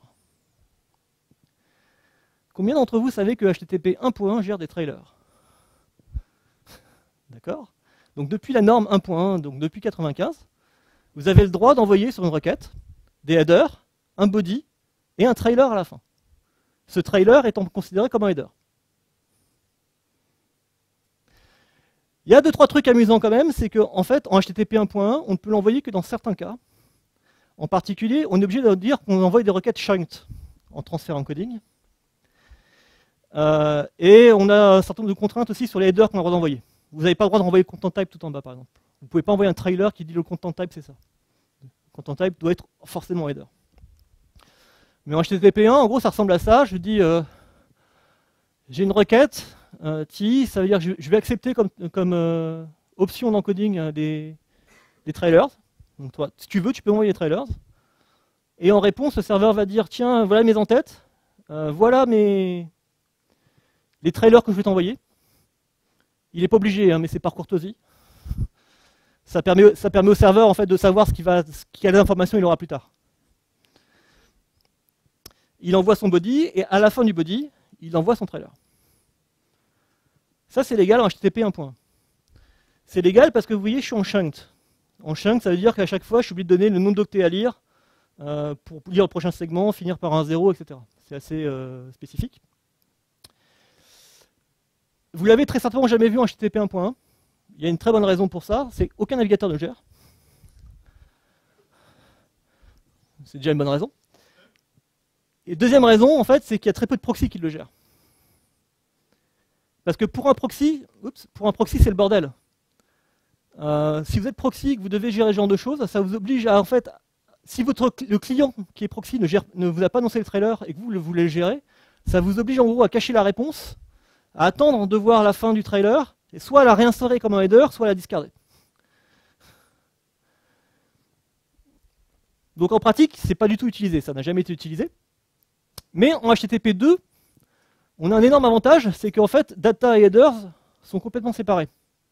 C'est deux messages distincts. On n'a plus le problème qu'on avait ici de savoir quand finit mon body et quand commence mes headers. Enfin, quand finissent mes headers, quand finit mon body et quand commence mes trailers. En HTTP 2, je sais exactement qu'est-ce qui correspond à header, qu'est-ce qui correspond à un trailer. Et qu'est-ce qui correspond à mon body. Je ne peux pas mélanger body et trailer. Ce qui fait qu'en HTTP 2, le trailer est toujours autorisé. Là où HTTP 1, j'avais des contraintes sur dire il faut que ce soit uniquement sur du chunked, donc un certain type de connexion. En HTTP 2, je peux toujours envoyer une trame headers après mes data pour donner des infos. Et le fait que je puisse faire ça, ça me permet de faire des trucs amusants. La première utilisation la plus évidente, c'est de calculer des e-tags. Encore une fois, est-ce que je parle chinois pour certains? N'hésitez pas, hein, ou à n'importe quelle autre langue que vous ne comprenez pas. Je ne voudrais pas être... Non? Tout le monde voit ce que c'est qu'un e-tag? On va dire que oui. Bon, en gros, c'est un identifiant qui permet de déterminer si je peux cacher une ressource ou pas. Ça devient l'ID de la ressource, et je peux la présenter au serveur. Si je lui présente la même ID, il va me dire non, tu l'as déjà, c'est bon, ça n'a pas changé. Vous pouvez voir ça comme une somme.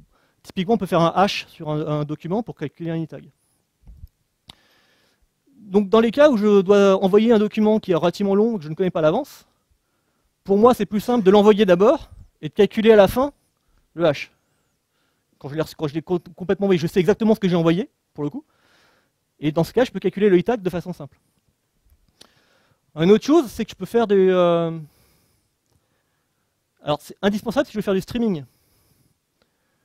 Si je veux faire du streaming en HTTP, donc du SSE ou n'importe quoi, je fais ma requête, ma première réponse va forcément me dire 200 OK. Mais le 200 OK me dit juste, bon, on va commencer à streamer. Après, comment je sais si mon streaming s'est totalement bien passé ou si j'ai une erreur au milieu de mon streaming? J'ai pas de moyen en HTTP. Hein. Parce que mon status code a déjà été renvoyé tout au début. Et de toute façon, au début de la requête, je ne sais pas si tout va bien se passer. Donc, non. Alors, tu ne peux pas changer un header, enfin, tu peux pas changer un header status. Par contre, il n'y a rien qui t'empêche de dire je vais m'inventer un header, voilà, status à moi, et le status à moi va avoir le vrai statut de l'opération streaming. C'est un deuxième header qui est un header custom, parce que tu n'as pas le droit dans un trailer d'envoyer un header standard. Tu peux pas envoyer, en tout cas, tu peux pas envoyer status en trailer, ça c'est sûr. Mais l'idée, c'est que ça te permet d'envoyer une information pour dire effectivement mon opération s'est totalement bien passée ou pas. Alors que si tu veux faire ça actuellement en HTTP1, qu'est-ce que tu fais? Tu es obligé de faire une enveloppe qui va rentrer dans le payload donc tu fais du SOAP. Hein. Donc tu as ta réponse, tu la mets dans une enveloppe qui te dit effectivement ça s'est bien passé ou pas. Et ensuite tu l'envoies. Mais pour avoir fait l'enveloppe, tu es obligé d'attendre que tout soit fini. Donc c'est déjà perdu en streaming. Le cursor-based pagination, c'est ce que j'ai fait pour un client, donc je peux vous montrer en pratique ce que ça a donné. Je peux même vous montrer les codes si vous voulez, mais ce n'est pas forcément palpitant. L'idée, c'est pour une appli, j'ai des données qui sont dans un HBase. Un gros HBase. Et je dois pouvoir envoyer, en gros, streamer à un client en CSV le contenu qui l'intéresse dans cette base-là. Donc en gros, il va me dire, je veux tout le contenu entre telle date et telle date, et en donnant un nombre maximum de lignes qu'il veut gérer à un instant T. Et donc l'API, elle renvoie du CSV. Donc ce que je vais faire en HTTP2, c'est que je vais commencer à lancer ma requête HBase. Et pour ceux qui ne connaissent pas HBase, il n'y a pas moyen de savoir a priori combien de lignes on va récupérer.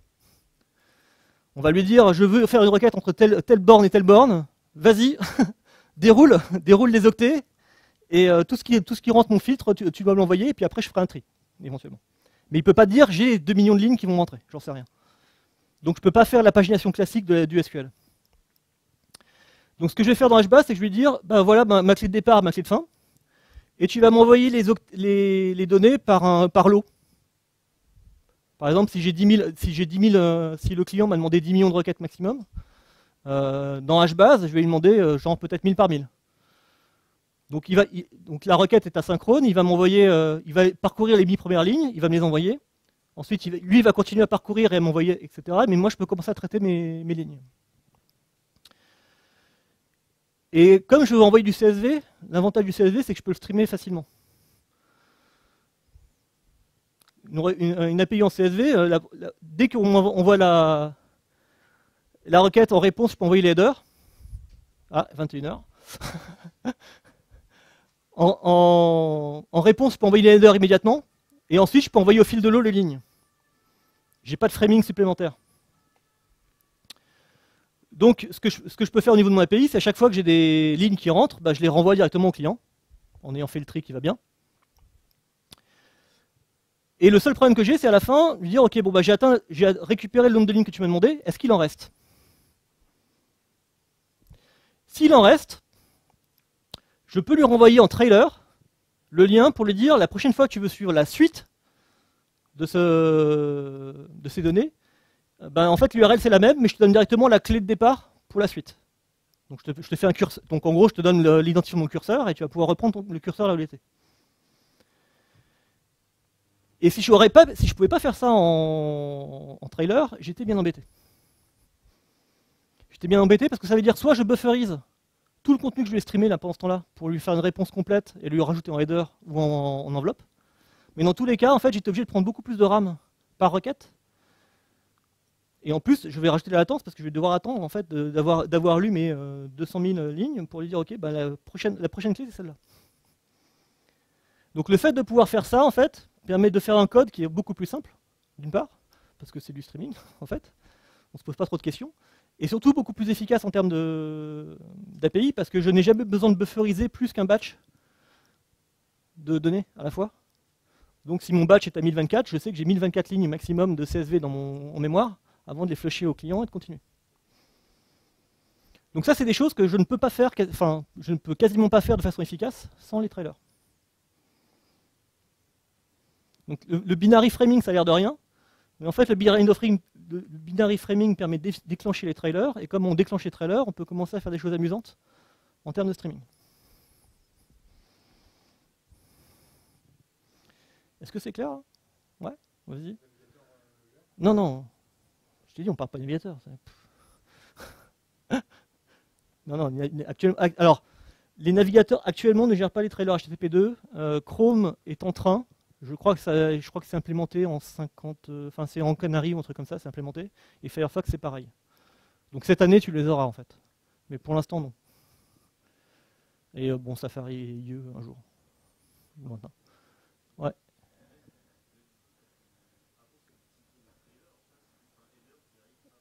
C'est un trailer. Mais le trailer était explicitement un header qui a été mis après le body. Ça a toujours été la même sémantique en fait. Encore une fois, HTTP2 n'a pas le droit de changer la sémantique de HTTP1. Ils sont interdits de changer la sémantique. Donc en fait, tout ce qui était, c'est vraiment la même chose qu'HTTP1, c'est juste que maintenant tu peux le faire parce que tu as moins d'ambiguïté sur comment tu gères les séparations entre les bodies et les entêtes, et donc ça permet de le faire de façon beaucoup plus sécurisée au navigateur. La raison pour laquelle les navigateurs ne le faisaient pas jusqu'à présent, c'est essentiellement le problème de sécu en fait.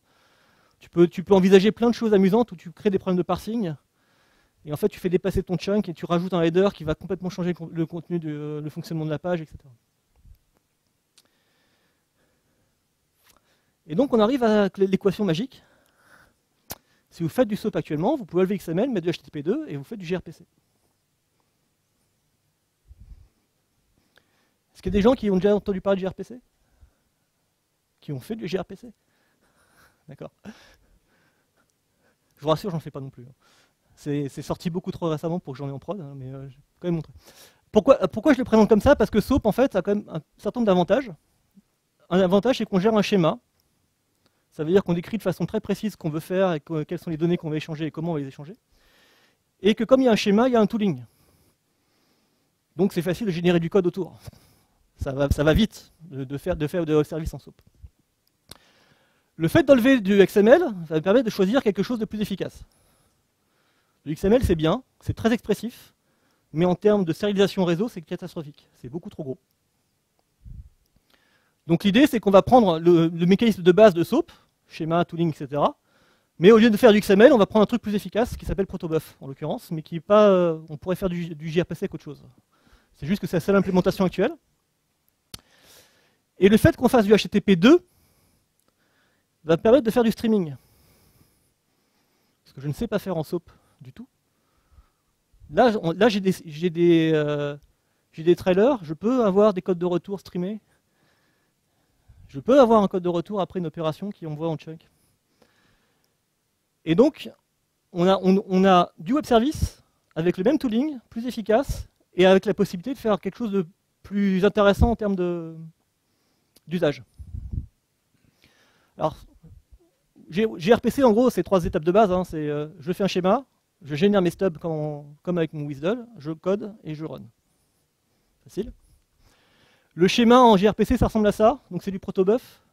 Vous avez déjà fait du protobuf ou pas? Non. Alors, imaginez XSD, mais en beaucoup plus simple. Là, par exemple, j'ai défini un objet en protobuf qui s'appelle un point, qui a 2 entiers. Ces entiers sont la latitude et la longitude. Et en gros, en protobuf, ce que je vais assigner, c'est un ID. Et ce qui va être envoyé sur le réseau, c'est juste un ID de message, et pour dire l'attribut 1, voilà la valeur, l'attribut 2, voilà la valeur. Ce qui est un gain énorme par rapport à JSON, hein, par exemple. Parce que si vous regardez en JSON, vous voulez envoyer ça, vous allez envoyer 3, 4, 5, 6, 7, 8, 9 octets pour dire latitude. Et en fait, 11 parce que vous allez avoir les guillemets, et 12 parce que vous avez les 2 points. Donc à chaque fois que vous allez envoyer un latitude, vous allez envoyer 12 octets d'overhead pour dire latitude. En gRPC, vous allez juste dire voilà l'attribut 1. Et voilà la valeur. Donc, en fonction le problème de JSON, c'est que la longueur des messages dépend de la longueur des labels. Tout simplement. Alors que sur un codage binaire comme protobuf, mais vous avez Thrift, vous avez Avro, vous en avez tout un tas, vous n'envoyez jamais le label en complet, vous envoyez juste l'identifiant, parce que vous appuyez sur le fait que le client et le serveur ont la définition qui va bien. Évidemment, en JSON, vous n'avez pas besoin de dire à l'avance à quelqu'un qui va avoir l'attitude, il peut le voir. En protobuf, s'il n'a pas le schéma, il ne fait rien. Donc ça, c'est la partie, on va dire, XSD de protobuf. La partie spécifique de gRPC, donc la partie WSDL, ça ressemble à ça. Vous définissez un service. Et vous avez en gros 4 méthodes de base. Ça, c'est le RPC à la SOAP. J'ai un appel, je passe des paramètres de requête, j'ai une réponse. API synchrone de base. Là où ils peuvent faire des choses qu'on ne pouvait pas faire avant, on peut rajouter des streams. C'est-à-dire, je vais pouvoir dire, là, dans le cas 2, j'ai un appel, je passe un seul paramètre de requête, et j'ai un stream de feature en retour. En SOAP, j'aurais dit j'ai une liste. Une liste, c'est fini, et j'ai une encapsulation. Le stream, je n'ai pas l'encapsulation, et je ne sais pas quelle taille il fait. Je peux le faire côté requête aussi, ou dans les deux sens. Donc là, quand je fais mon route chat, avec une stream de route note et un stream de route note, en fait, je fais ce que je fais avec un WebSocket. Sauf que ce coup-ci, j'ai typé. Donc j'envoie des messages en continu et j'obtiens des réponses en continu. En gros, c'est plus vraiment une méthode à la RPC, c'est quasiment une ouverture de tunnel dans lequel j'envoie des messages à l'intérieur, mais que j'ai prédéfini. Je vous rassure, ça c'est l'exemple par défaut dans gRPC exemple, hein, donc j'ai pas pris des trucs compliqués. Si vous voulez les voir, vous téléchargez gRPC et vous avez ça. Une fois que vous avez le schéma, il faut générer le code qui va bien, donc le stub, donc dans le langage de programmation qui vous arrange. Là, je l'ai fait en Java, donc ça fait une requête un peu imbitable en Java. Mais en Java, vous avez des plugins dans Maven et dans Gradle pour le faire à votre place. Sachant que là, je l'ai fait en Java, mais ça existe en JavaScript, en Go, en .NET, en tout ce que vous voulez. Ils ont quand même fait porter le système dans beaucoup de langages. Et vous pouvez générer plusieurs langages à la fois. Donc vous pouvez à la fois générer votre serveur et votre client en JS, en JavaScript, en Go, et tout faire en même temps. Donc vous générez vos stubs, ça vous donne du code. Et ensuite, vous n'avez plus qu'à remplir les trous. Encore une fois, c'est exactement pareil que SOAP. Hein. C'est 3 étapes. Schéma, stub, code. Donc là, c'est le code d'un client. Ce qu'il faut voir en gros, c'est que gRPC va vous passer un channel builder, qui est en gros l'implémentation sous-jacente de comment je vais faire les connexions. Ça, c'est en Java. Hein. Donc c'est basé sur Unity. Dans d'autres langages, c'est un peu différent. Et quand vous avez généré votre code, il vous a généré 2 stubs. Un stub blocking et un stub non blocking. Donc le stub blocking vous permet de gérer des appels synchrones, comme là. Là, je demande, je veux une feature request, et voilà la feature en retour. Donc ça ressemble à 100% à du RMI, à tous les RPC qu'on a fait un jour. Ça a les mêmes défauts. Hein. Là, vous voyez, par exemple, je fais un appel réseau, mais je n'ai pas l'impression de faire un appel réseau. À aucun moment, je lui ai dit combien de temps je voulais attendre. Donc là avec cette API-là, j'ai exactement tous les mêmes défauts que j'ai actuellement en SOAP ou en ce que vous voulez. La seule chose que j'ai gagnée, en fait, c'est que le message est plus efficace en termes de réseau. Mais le mode de fonctionnement, le couplage et tous les inconvénients connus du RPC sont toujours les mêmes. Oups. Excusez-moi. Côté serveur, par contre, c'est différent. Côté serveur, je reçois aussi un serveur builder, donc il y a encore une fois l'implémentation sous-jacente. Mais quand j'implémente ma méthode, je suis obligé de m'implémenter sur un stream observer. Donc en fait, quand j'implémente côté serveur, que j'ai une ou n requêtes, je suis toujours obligé de faire un stream. Donc en fait, je suis toujours dans un mode qui ressemble à un observable Rx. C'est juste que mon observable n'aura qu'un seul élément ce coup-ci. Mais le serveur, je ne peux pas du tout l'écrire en mode synchrone. Je suis obligé d'écrire en mode asynchrone streamé. Et le client, si je veux m'embêter, enfin si je veux le faire bien, plutôt, je peux aussi l'écrire en mode asynchrone. Donc encore une fois, dans ces cas-là, je reçois un observeur. Donc j'ai un observeur, là c'est un asynchrone dans les deux sens, donc j'ai un observeur de requête et un observeur de réponse. Et à chaque fois, j'ai une API qui ressemble beaucoup à RxJava, RxJS, etc. C'est-à-dire que j'ai un onNext pour dire j'ai reçu un élément, je dois continuer, etc.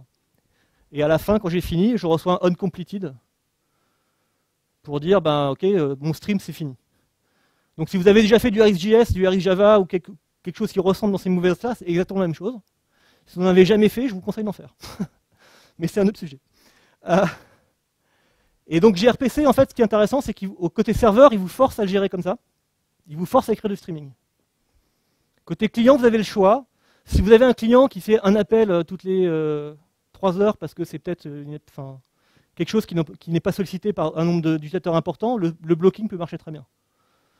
Si vous voulez vraiment avoir gérer beaucoup de requêtes simultanées en minimisant la charge, vous avez intérêt à faire la synchrone aussi côté client. Mais c'est plus compliqué, c'est plus lourd à gérer. Mais là, pour le coup, gRPC ne vous force pas dans un mode ou l'autre. Vous pouvez choisir. Par contre, ça reste du RPC. Ça reste du RPC, ça veut dire que, par exemple, l'URL que vous appelez en HTTP2 quand vous faites ça, c'est l'URL qui contient le nom de l'opération, donc le nom de la méthode. Vous ne pouvez pas passer de paramètres au sein de l'URL même. C'est forcément, je veux faire get topic, mon URL, ça va être mon namespace / get topic. Je ne peux pas passer le nom du topic tout de suite. Ça va être un paramètre dans le body de mon post. Donc c'est comme en SOAP. Ça veut dire qu'en gRPC, nativement, ne me permettra pas de faire un simili rest. Mon identifiant de ressources sera forcément mon opération.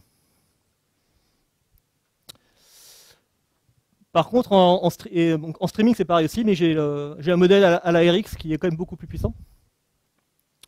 Et si vous voulez pallier à un certain nombre de choses, Google a sorti pour en Go une passerelle gRPC REST. C'est-à-dire qu'en fait, il prend le protobuf, il rajoute une annotation pour lui dire « je voudrais que tu m'exposes ça comme étant tel endpoint REST en prenant les paramètres dans l'URL qui vont bien », et il transforme une requête entrante JSON REST en requête RPC sur un backend. Donc ça permet d'exposer les API, donc ça permet en interne de faire du gRPC et en externe d'exposer du REST. Bah, du coup, il le reconvertit en JSON puisque c'est relativement facile. Pas forcément, non. Pour le coup, la passerelle REST, elle bosse aussi en HTTP1.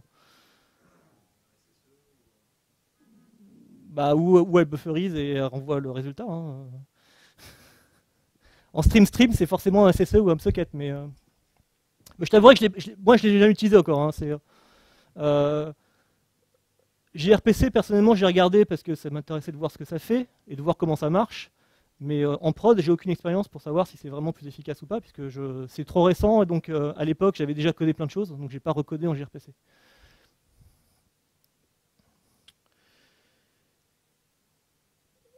Takeaway de la presse, et après j'ai fini.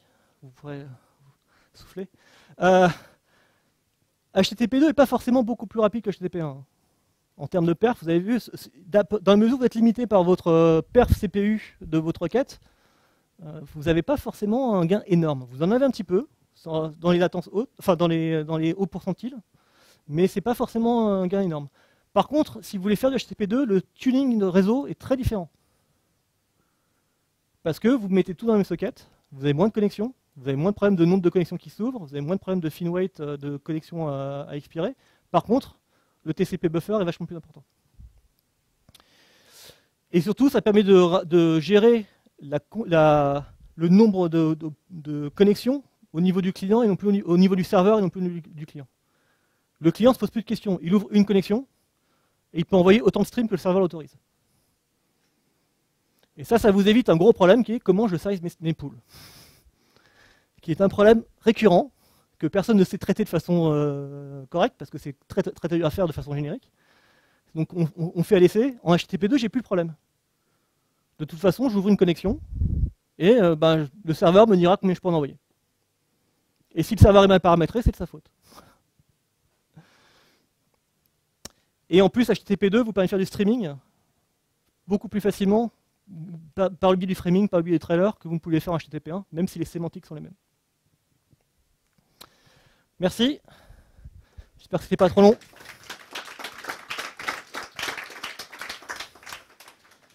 Est-ce qu'il reste des questions? Ouais, vas-y Alexandre.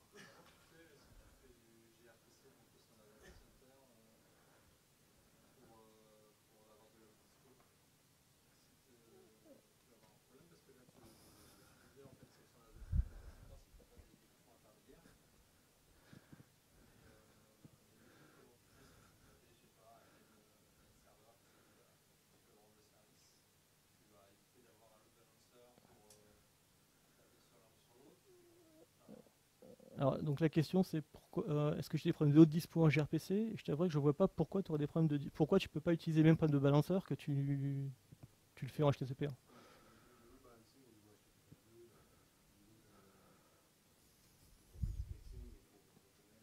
Alors, le problème du load balancing en HTTP2, c'est que pour un client donné, comme tu es dans une seule connexion, tu arrives sur un seul serveur par défaut. Donc, si toute ta charge est liée sur une seule connexion, et que tu n'as qu'une connexion rentrante, bah forcément ta charge va arriver sur un seul serveur. À cette connexion serveur tombe, bah, tu vas en refaire une autre ailleurs, mais surtout ça t'empêche de le répartir sur plusieurs serveurs. Si toute ta charge est concentrée sur un seul client, déjà, mais même par exemple Vertex, par exemple, tu ne pourras pas utiliser plus d'un cœur. Si tu es sur une event loop et que toute ta charge est concentrée sur une seule connexion, bah, en fait tu vas être limité par un seul thread. Même si tu as 8 threads qui sont autorisés. Parce que la connexion elle est associée à un thread. Donc de toute façon, si tu veux commencer à faire de la répartition de charge, il faut que tu aies plusieurs connexions rentrantes, donc tu as un pool de clients différents. Et dans ces cas-là, le balancer va répartir des connexions ouvertes. Par contre, ce qui est vrai, c'est que contrairement à HTTP 1, tu vas toujours le balancer au niveau des connexions et pas au niveau des requêtes. Donc ta granularité de load balancing est moins bonne. En HTTP 1.1 ou 1.0, tu peux en gros load balancer requête par requête et être sûr que toute ta charge est uniforme. En 2, ce sera moins uniforme. Mais si tu n'as pas tout concentré sur un seul client, normalement c'est bon. Donc en haute dispo, par contre, tu auras les mêmes problématiques de comment je... Alors, en haute dispo, comme tu as une connexion longue, pour la couper, il faut que tu puisses potentiellement notifier, si tu veux vraiment avoir aucune coupure, il faut que tu puisses notifier au client que ça va couper en fait. Imagine que tu fais une maintenance sur un serveur, que tu prends plein de requêtes, t'as plein de connexions ouvertes ou plein de requêtes entrantes. Tu peux couper brutalement, mais ça va perdre des requêtes, donc il va falloir les rejouer. Sinon, il faut pouvoir dire aux clients qui sont actuellement connectés, attention, n'émettez pas plus de requêtes. Et ça, tu peux le faire soit en max stream en disant, bah, en fait, je te mets les max stream à 0 parce que je vais fermer.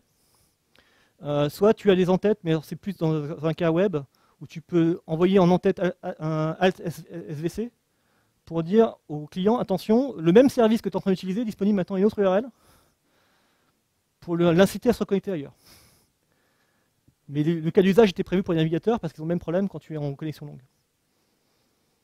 Mais sur le principe, c'est pas beaucoup plus... c'est moins fin en load balancing, mais ça existe quand même.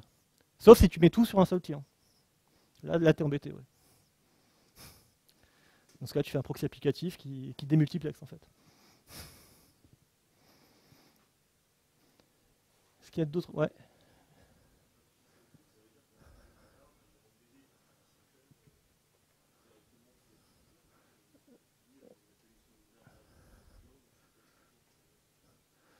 Alors, c'est pas une session au sens applicatif. Mais tu as un état de connexion. Donc oui, tu as un état.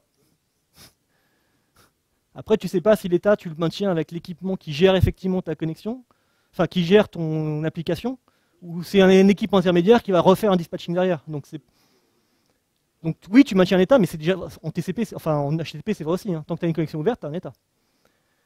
En HTTP 1.1, toutes les requêtes qui passent sur la même connexion, quelque part, tu as un état. C'est un bug classique des load balancers d'ailleurs, où tu commences à monter, où en fait, il garde des connexions TCP ouvertes, mais en fait, des fois, il redirige par erreur des requêtes dans la mauvaise connexion parce qu'elle était ouverte. C'est... Ouais, vas-y. Ouais. Ah, bien sûr, ouais. Tu as toujours le droit de le faire, ça. Bah, pas plus qu'en HTTP. Hein. Après, c'est du contrôle par IP, c'est du contrôle par un autre mécanisme que le protocole. Tu peux, effectivement, en tant que client, essayer d'ouvrir plusieurs connexions HTTP2 vers un serveur. Si le client l'autorise. Typiquement, bon courage pour faire ça en Node. Parce que la librairie HTTP de Node a décidé que quand tu étais client, tu n'avais qu'une connexion. Donc, t'en ouvres jamais, ouais. Ou alors, il faut que tu réécrives ton propre agent de management de connexion, mais l'agent par défaut, il n'en ouvre qu'une. Donc, mais oui, dans l'absolu, il n'y a rien qui t'empêche d'ouvrir 18 connexions HTTP2. Hein. C'est moins efficace qu'une seule connexion. C'est...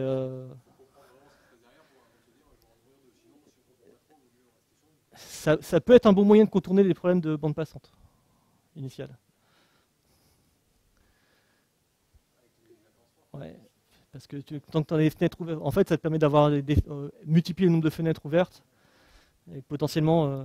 Mais bon, globalement, c'est vaut mieux éviter. Enfin, c'est pas prévu pour au départ. L'idée, c'est que avec une seule connexion, tu puisses multiplexer un maximum de requêtes. Donc, normalement, tu devrais pouvoir gérer même chose que 100 ou 1000 requêtes simultanées en HTTP. C'est tout. Ben, je vous remercie.